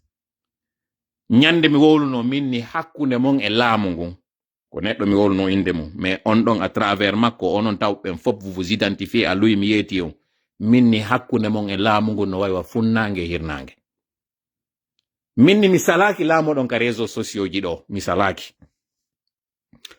kono laamu ngun yon hendu ngu wonon onon kadi on fotowo e luttuɓen fop warin haray ɗon mari onon haqqeji e hoore luttuɓen ɗum wawata wadde sinaka wonɗo e wadde o illusion wonɗon ka réseaux sociaux ji ɗo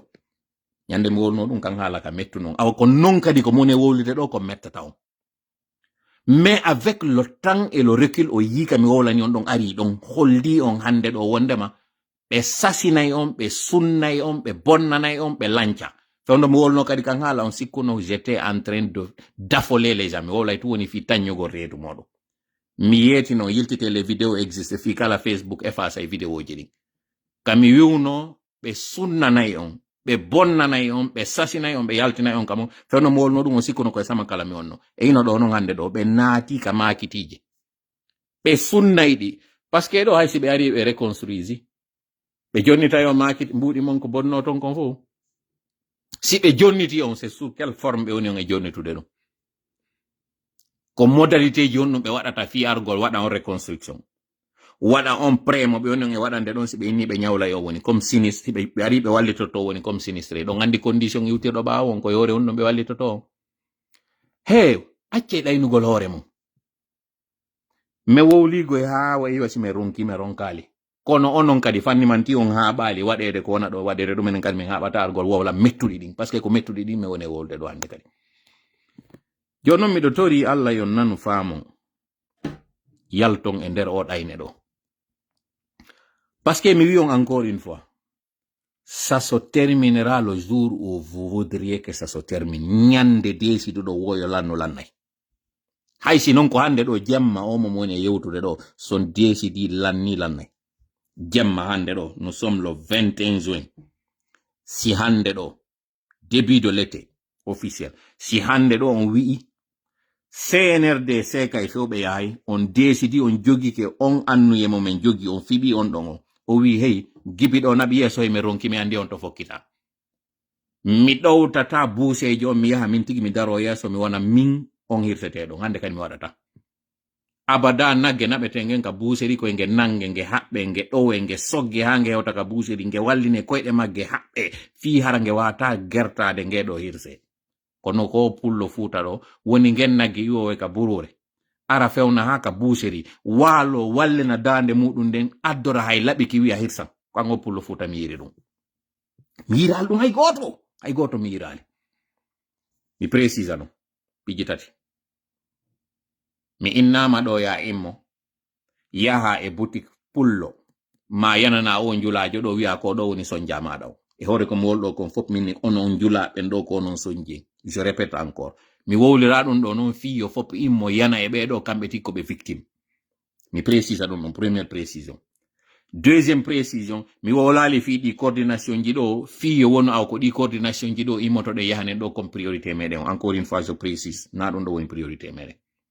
Troisièmement, mi wi Ali LCC ko woni wadde ɗo ko wonde mayna ko boni na ko metti. Ɗiɗo précision ji tati mi yiltito e majji kañum kan nanaɗe moƴƴa kala kadi partage o live an ɗo ma continue ko mowli kon o wattura ɗum ɗo kañum kadi hara goɗɗo kupalɗa to wiwgol onon ɓe julaɓe on sonji men waɗe ɗum ɗo tungine bon o yi to wala fewno ka tawata ɓe julaɓe ɗo ɓe bonnana ɓe sunnana ɗo ɓe waɗani du'a hino ɗo ko woni arde kon o wola winna ɓe onon on julaɓe on sonji mi waɗi ko kamɓe jaka sonni makiti on goɗɗo no wawi kuppude kum parti mum ɗon waɗa ɗum ɗo sendite plateforme ji ɗin fof mi wula non goy je m'en fous mi hajaka. Parce que m'do andi wonɓe arde naramɓe ɓe ngino andi mon discours n'a pas changé, ma ligne est restée la même toujours no mi woni e wolirande non c'est resté le même ɗum ɗo miɗo andi et je m'en fous no mi jugera wo je m'en fous mi hajaka parce que miɗo andi ko moni e wadde kon j'estime que c'est juste j'estime miɗo waɗi ka hakkila wondema koko feewi mi woni e waɗude ɗum ɗon ko ɗum mi jogiti joni noon an ƴettiti no faliraɗa ça ne me dérange pas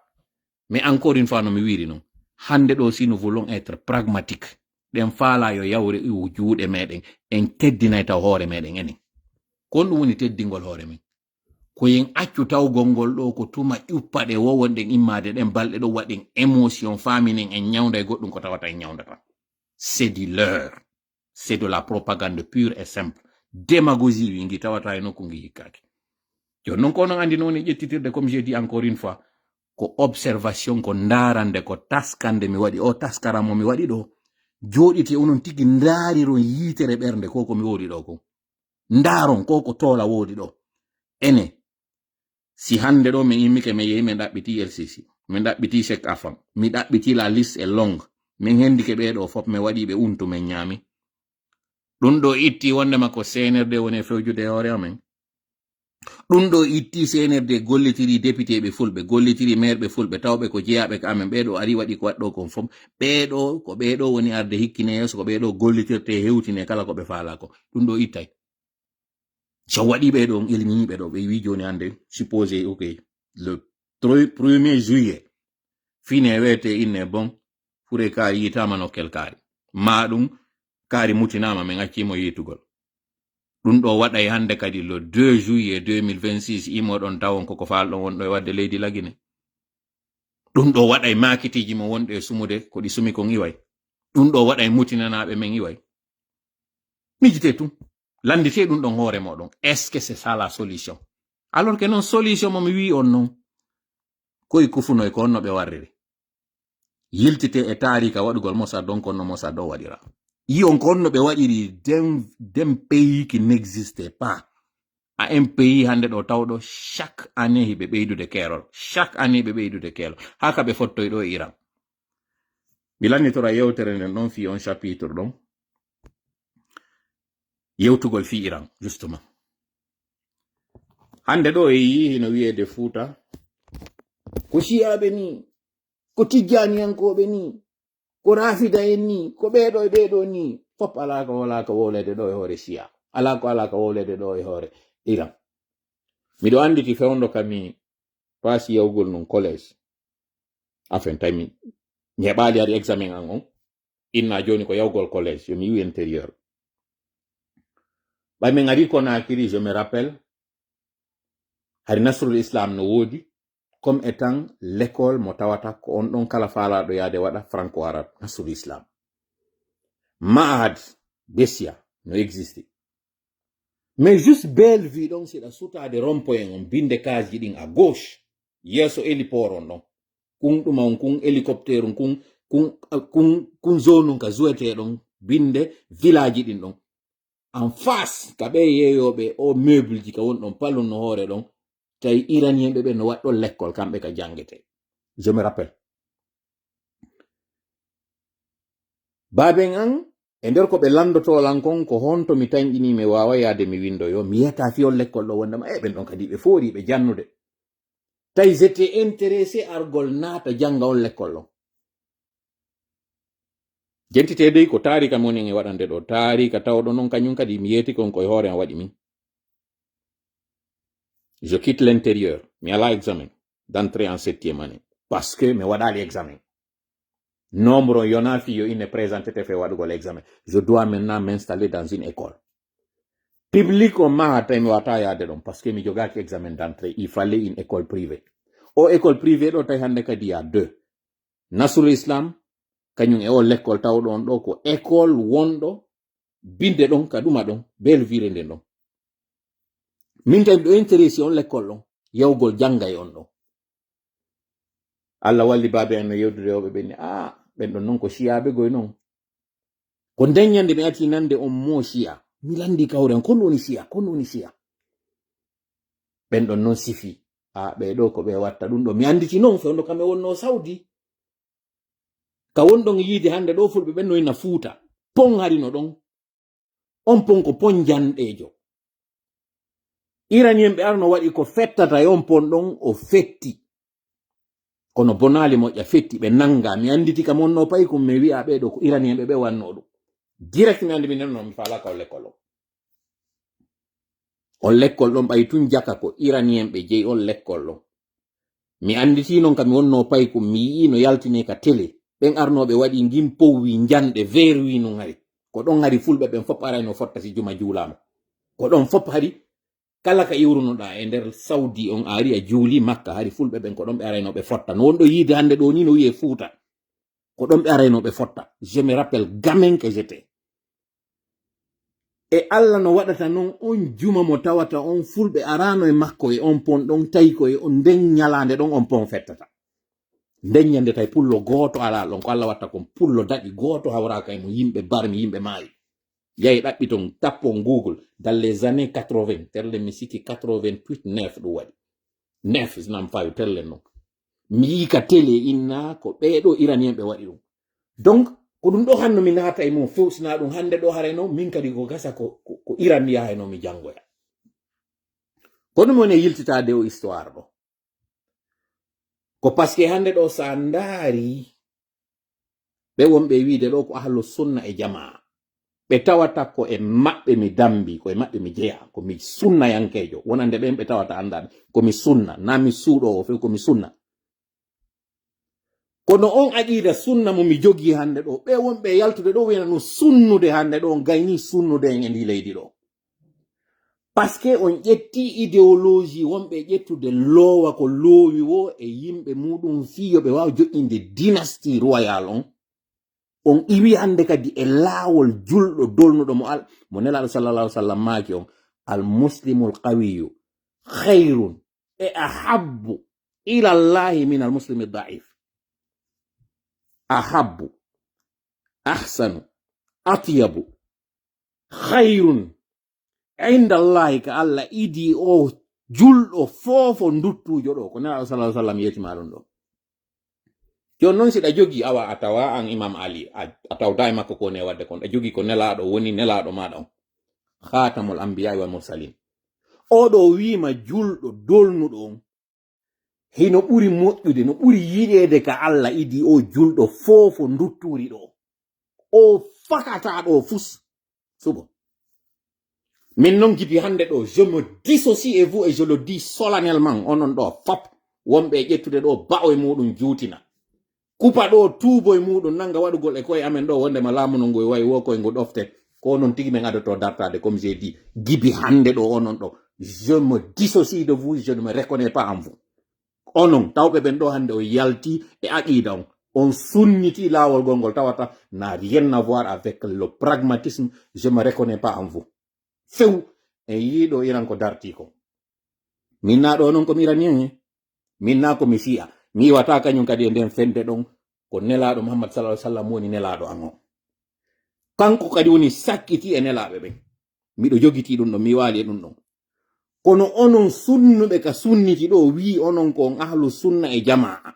yalti ɗaɓɓi inde nde tawata na rien à voir ko ahlu sunna e jamaa waɗno kon ko e fenade wonɗo nden non fenade men dartoto on n'acceptera pas ça parce que ko onon woni e wadde ɗo hande en yaltino e ka tawata ɗon al aynu bil ayni a sinnu bi sin yitere contre yitere ñiire contre ñiire pay non onon iɗon andi ɗum ɗo iɗon ka nder deftere iɗon andi kañum kan no wira kono iɗon jooɗi ɗo iɗo wadde fusaqiyagal ɗo comme je vous ai dit je ne me reconnais plus en vous et je ne vous accepterai pas, je ne vous respecterai pas, je le dis. Mi yeti ko min kan na habbo naɓot na yahu aroya ko ya habbo mi jonna ma ɗo naɓora joni non ƴettiti no fariraɗa comme tu veux.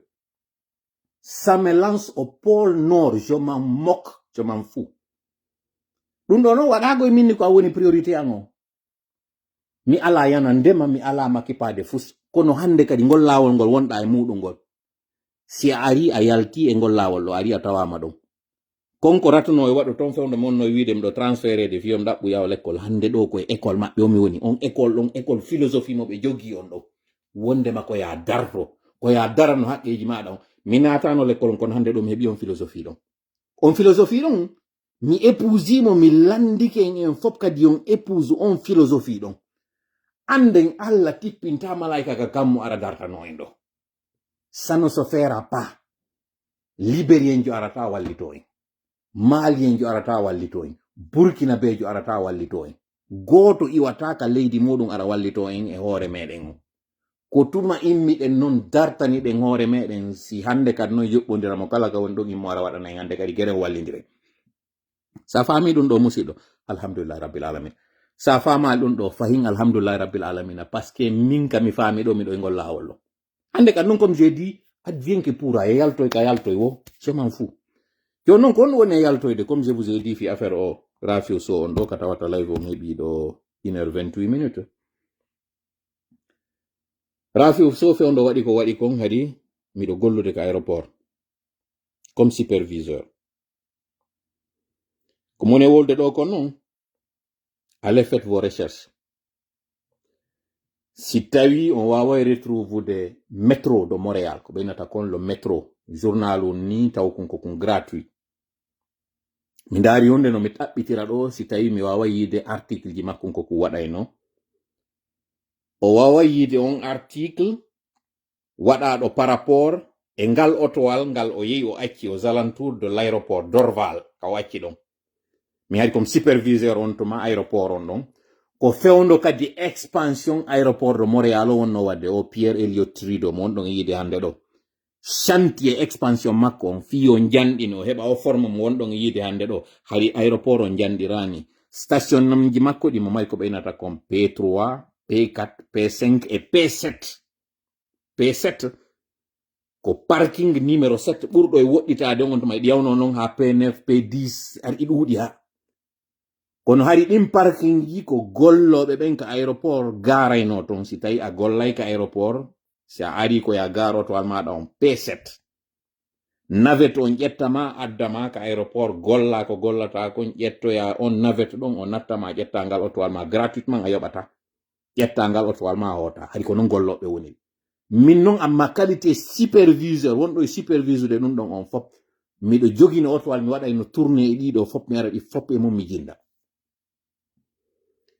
ɓay noon o waɗi kanko ko wi'a ɗo kon o waɗi ngal otowal ɗo yeeyu abandonigal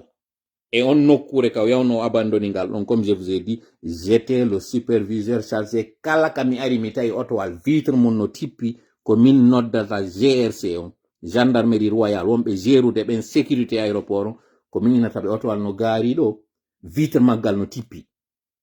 ɓe ara ɓe waɗa rapport d'infraction ɓe naada kaydi mum ka nder otowal ton ɓe wallina noon ti ɓe na gaari otowal maɗa ngal acci vitre on no tippi ko risque yo goɗɗo ar wujjangal si mi ari mi yi otowal no gaari ngal tawata garande maggal on ko suspect ko min noddata ɓe wi'a ɓe otowal no abandona à tel endroit ngal tawata ngal woni ɗo balɗe tel goɗɗo arali yi'a ko on ɗum gaari ngal ɗo ça c'était mon rôle momi waɗatadi entre autres fewndo kam monno superviseur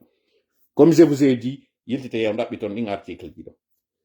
kanko noon en tant que tel rafiu Guinée min kadi Guinée on était on tuma telle wono 4 Guinéens wonnoɓe gollude on aéroport dont je vais taire le nom de certains d'entre eux on tawnoɗo ino gollude on aéroport qui était d'ailleurs mon supérieur ɓay ko waɗi ɗon ko waɗi ngal otowal o ari o abandoni ngal ɗon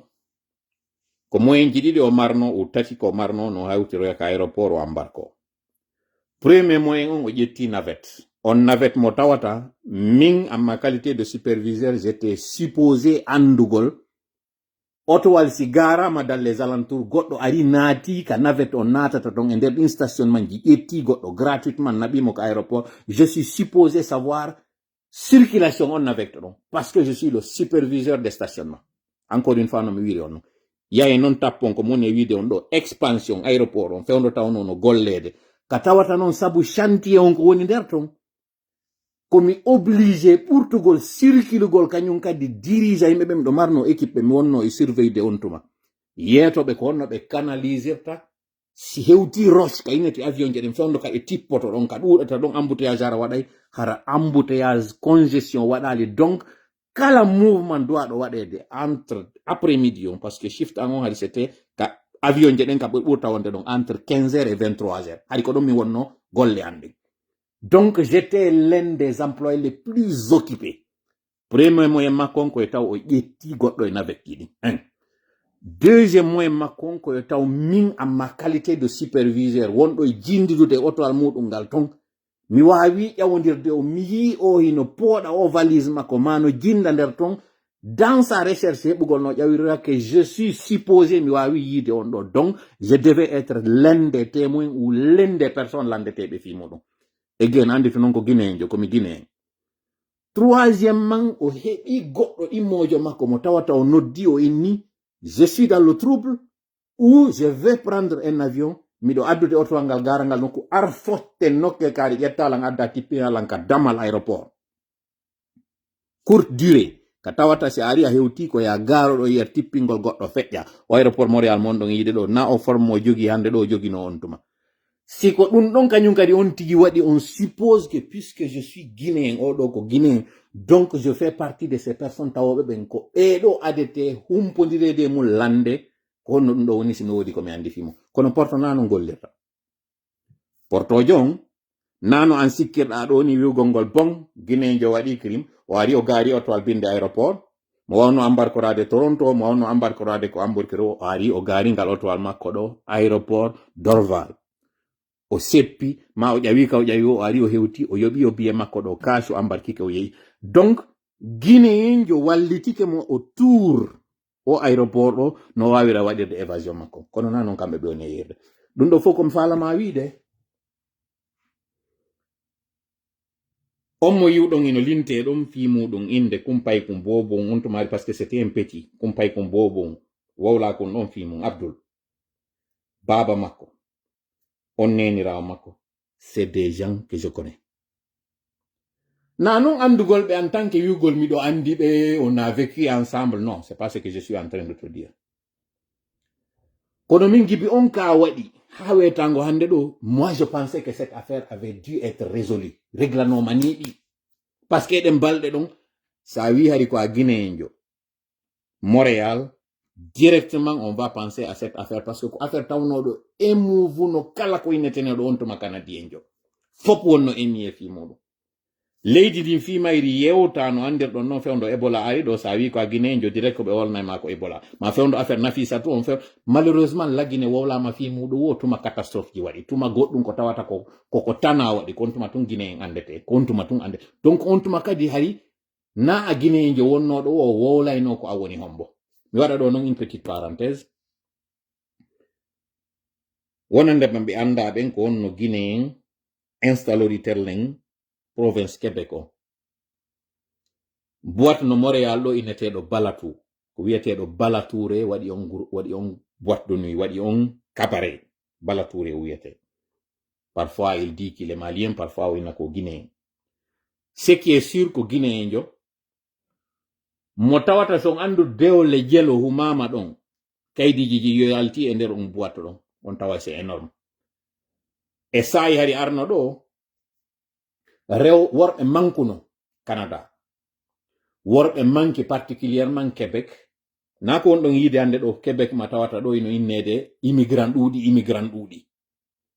arno e sayi hari a ɓalejo se a yalti rewɓe ɓen ɓe cikodirte wasi innama ndiyan ino senditede futoro suumaye ko noon hari ɓalejo yi'irte haray mo ɗonɗa yimɓe ɓen ino faalamo heɓude hari ko noon ɓalejo wayi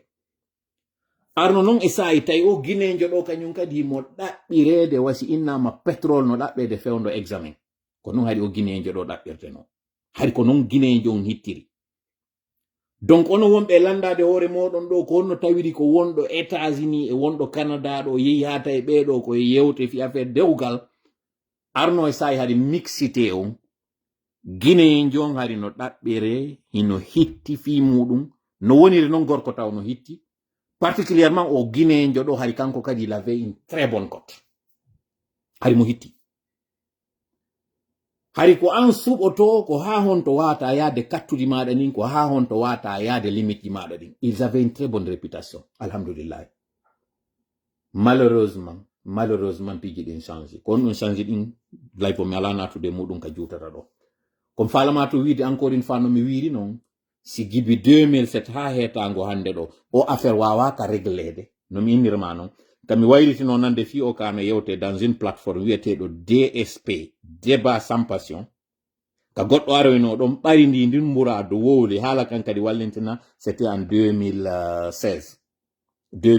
ou 2014 terlen ɗon on ka way wasi memmintinto yimɓe RPG ɓen on tuma wawno wasi memmintina on ka on o yewta ɗon balɗe seeɗa o wallintina fima ko wowlitaka dibi 2015 ou 2016 terlen ɗon on ka yewta fi muɗum terlen ɗon 15-16 joni noon mijiti dibi 2015-16 ko waɗno 2007 tawa kadi ko 10 ans après ɗum ɗo kadi memintine pose toi la question kon ɗo waɗi ɗum mi jonnama no réponse o CNRD tanti waɗugol extradition kunduno Ibrahima Diallo wontirɓe ɓen terlen Belgique ɗo ɓe wawali par ce que ɓay ɓe waɗi tentative maɓɓe on ɓe profitu ka ɓe nangi goɗɗo tawɗo ino bonni Belgique no dogi yehi suuɗoyi dans un pays étranger o nanga lagine wi gollitira e oɗo ko nanga kon fiwawgol ɗanningol sey ko kunduno en lando extradition maɓɓe si vous moƴƴa ko mon ma wolande kon gouvernement belgium e union européenne on ko jaabi CNRD ɓeɗo ko ari ɓe landi ballal fatti kamen ɗo mi wataɓe jonnude on fof o yi article on ɗo par ce que mi sikki se kunduno e yewti fi mum FNDC kañum kadi woli fi muɗo joni noon ɓe tantude Amérique du Nord ɓe tantude particulièrement Canada parce que on leur a dit que tolayno Canada joni noon qu'est-ce qu'il faut faire d'une pierre trois coups jenti to moƴƴa ko ma wolde ko na exagération mon e wadde koy jenti to moƴƴa yiya so yi o affaire mi jaɓali commentude mo j'attendais son évolution j'attendais le moment venu piji ɗin fof mi yedi kon j'évolue avec un canevas mi hawja CNRD wonɓe ɓaawo ndu muradu ɗo memmintinɓe fimayru waɗi jurol ngol ɗiggini moƴƴa haa tawi hewtay ɗo ko CNRD parce que CNRD no woodi ko huuli ko ɗum CNRD faala traité d'extradition ala entre Canada et la Guinée yana pas si Guinéen jo bonni Canada hara ko Guinea o waɗi nden bonnere makko ari o fattike Canada lagine wawata wadde kaydi wi'a jonnite men kaari addon himo waɗi bonnere kaarire Canada wi'a mi waɗata jonnon hiɓe profitude ndu murado ɗo no minniron non d'une pierre 2 ou 3 coup premier coup on ɓe profita taw ɓe régla ka politicien jo mo tawata ɓe faala à travers ko ɓe waɗi ɗo kon ANAD RPG Arc-en-Ciel ko ɓeɗo woni e dartade CNRD ɓe adi taw ɓe salani agrément ɗi partiji ɗo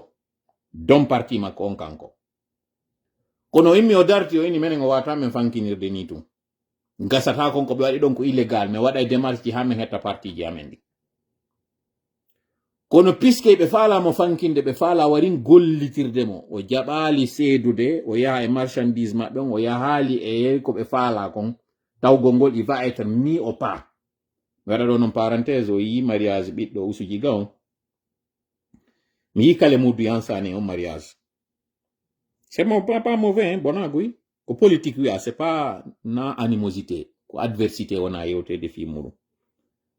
kono madame Balde Fatou Yansane ko Usuji Ga woni sabu madame Balde Fatou Yansane yalti ka poste muɗum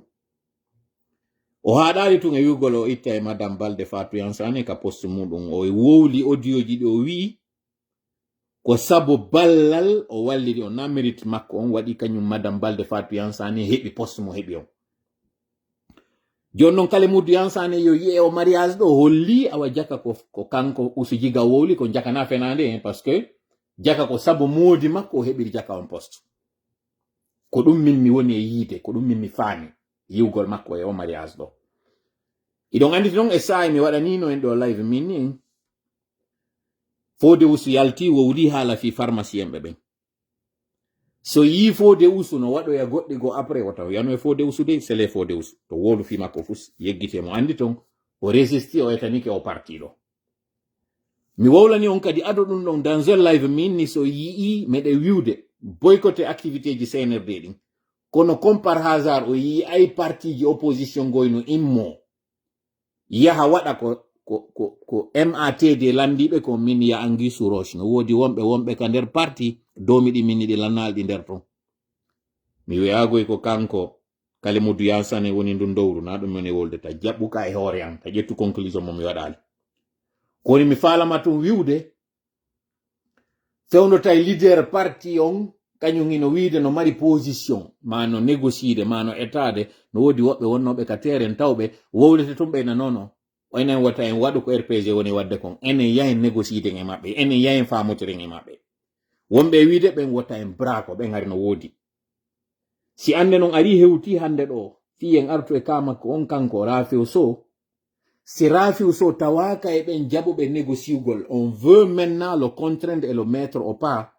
sifa o dossier ɗo c'est une bonne opportunité yaltingol sifa o dossier o watta mo sur la place publique parce que c'est une façon nangugol mo si nangimo kañum kadi deƴƴina mo ça c'est le premier objectif mo CNRD mari on deuxième objectif mo CNRD mari on no mi inniri on non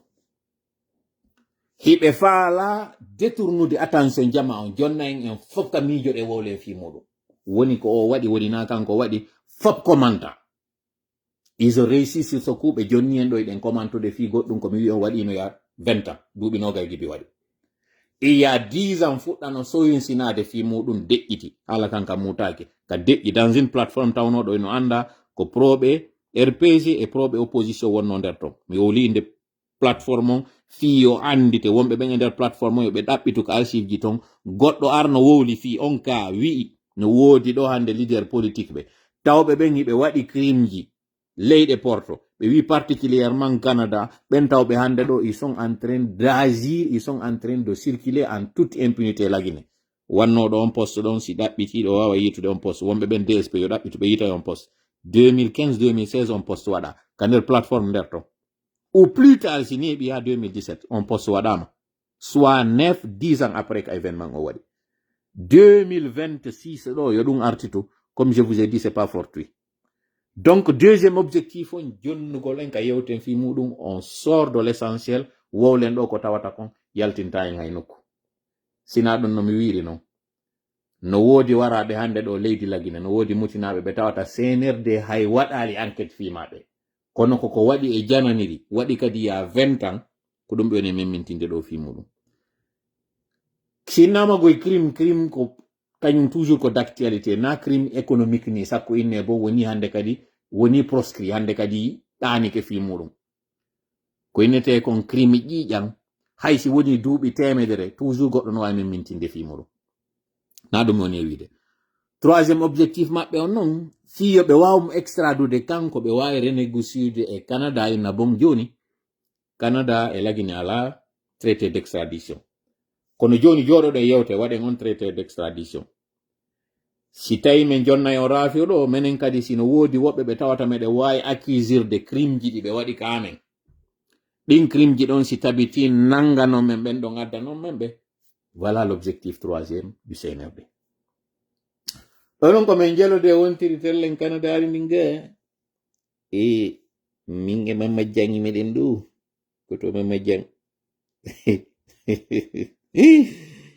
acce mi nodda kawtela ɓe ara ɓe yewtam seeɗa mi fala yon andu musidɓe CNRD falama en dade tola en e jang en e kala nanduɓe e maɓɓe waɗa ɓe nder basagari natta ɓe joni noon koye ɓe profitirɗo ɓe waɗa men e jogue en mbawon faayi jama en mbawon faayi CNRD Ansu Damaroy no USA ɗo Benito no USA ɗo Tidjane la puissance no USA ɗo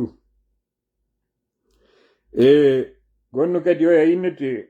ko timata konno innete modi konno sonnajo RPG konno ɓe innetamo ko matu kañum kadi no ɗo on nangi pilote ɓe ɗo on falama wadde chantage fiyo USA jonno on ɓe wonɓe wodde ka réseau sociaux ji USA wi on si ɓe pilote ɓe amen no woodi ko bonni on rewne sari on e hoore maɓɓe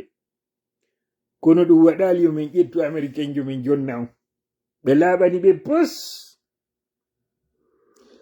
awa are kadi waɗa non Canada ko faala kon nani wallon men min hendo Modi Rafiu Sow min ñaawa ɓe kono ɗum waɗali on hendo toola nani si tawi ko koto Mamma Jang e koto toola faala ɗon hendade ko yaltinta men e ndi leydi ko sariya ko sadaka ñaariji buleji min wanno fi yaltugol lagine min hewti leyɗe Porto on ɗaɓɓa ñaariji buleji ɗaɓɓon ɓiran ñuungi kosan ñuungi ɗaɓɓon ɗum yawon ɗaɓɓon beppe jinna hawtidiron yawon harana jemma ina ñalorma hewton e nokkure ka wodaka ka inneteɗon ala iron ɗon ko mi wowlani on ndu ñaariru buleru ɗo hirsondu ɗon ndaron ɓiraɗan ngi ñungi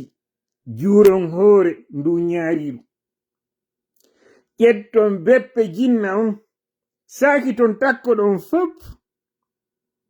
si luuɓi min yaltitay min nange min waɗi e basagare min hewto e aéroport Bessia illa ko wona ɗum wakkile nani on nani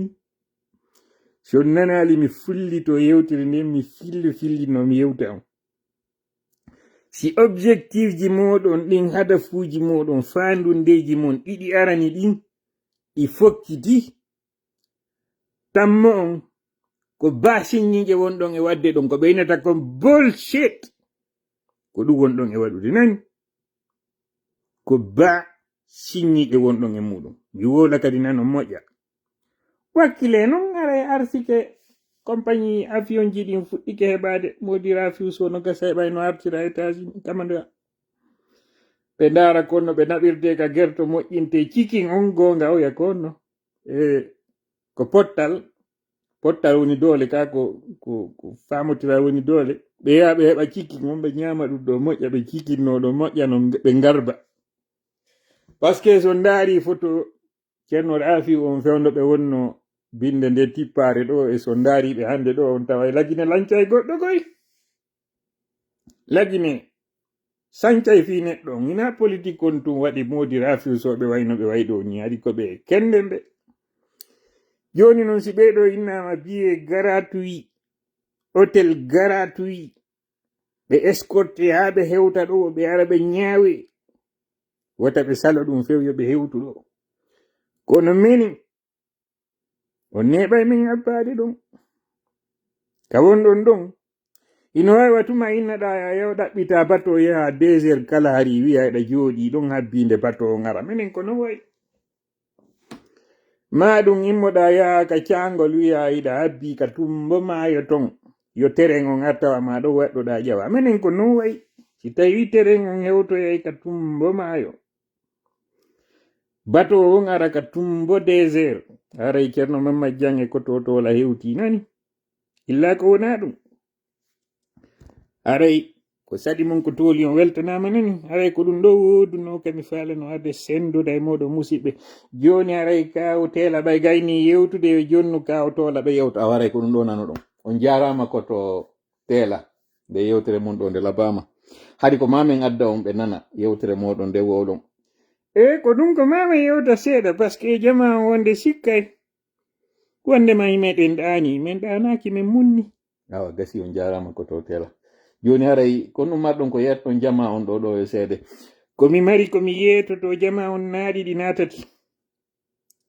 nde jonde meɗen ɗo onon koto tola meɗe weltani on sabu iɗon arde ɗo itton mi wula moƴƴa min na itto wula mi faala yewte kon ɗum faalɗo on habbotogo e koto tola ka on faala min noddu kawo tele kadi watten ɗo wonen en tato kawo tele e koto tola e koto tela ɗi telaji ɗuuɗi ko joni wattete haila ɗo en faytodira e yewte ko falɗon ko jama on waɗo niɓɓi woɓɓe yaha golle janggo awa heeɗe joni hino ɗo ɓe wiyeteɓe ɗo ko totola ɓe arde yewta on ɗo ko ɓe wolani on ɗo ko wattane yila e mum moƴƴa nani ɓe wi on ɗi makitiji ko makitiji mum kono leydi ndin na leydi mon taw nani son faala e ndi leydi wono leydi mum on immoto darano ɗon ndi leydi si onon me landike on ko wawato wadde kon ɗum wawato nako ɗuuɗi ko totola nako ɗuuɗi wonge yeeyete wondi ɗaɓɓe kon ɗum faandi ɗon ɗum wonge yeeyete kon ɗum woni wonge nayi ɗin nayi mon ɗin o yeeweɗi mi yeeyi ɗi nayi mi waɗa on ɗum ɗaɓɓon wondi kon woni ɗum wondi hon ɗum biniri oye na biniri on ɗaɓɓay ko sukaɓe ɓen ka aksi wiyayno kon gawgal minen mi wayno ko ka walitima oye ko totola acce ɗo gandi koye komi faala wiide kon on gandi min mi ronkinde yewtere moɗon joni haray mi yalti onon e yimɓe meɗon ɓen yewte ko faala ɗon kon kono min mi yeehi mi yetike on tun ɗo onon ko totola e min ko to tela komi ɗaɓɓi ɗo wande kadi ko kawtele arɗo heɓen ɗon noon so woodi fi teleji ɗe gaccenani so woodi fi teleji ɗon heɓa e woɓɓe goɗɗo mi wolaalinde hay goto ko minni ko kawtele mi wolaalinde hay goto si tawi noon goɗɗo ƴetti ɓonni to waray ko haaju makko joni haray mi acciti on haray yewtere nde haaɗude ɗo haray mi weltanike on fof min jarni on toɗi kala wono ballo meɗen allahuma amin hawnide en sababu allahuma amin haren jonnidiri rendez-vous no mi wiiri on noon dans 2 semaines famoɓɓen faami kon ɗum woni wonge famoɓɓen kadi faami kon ɗum woni wondi. Assalamu alaikum.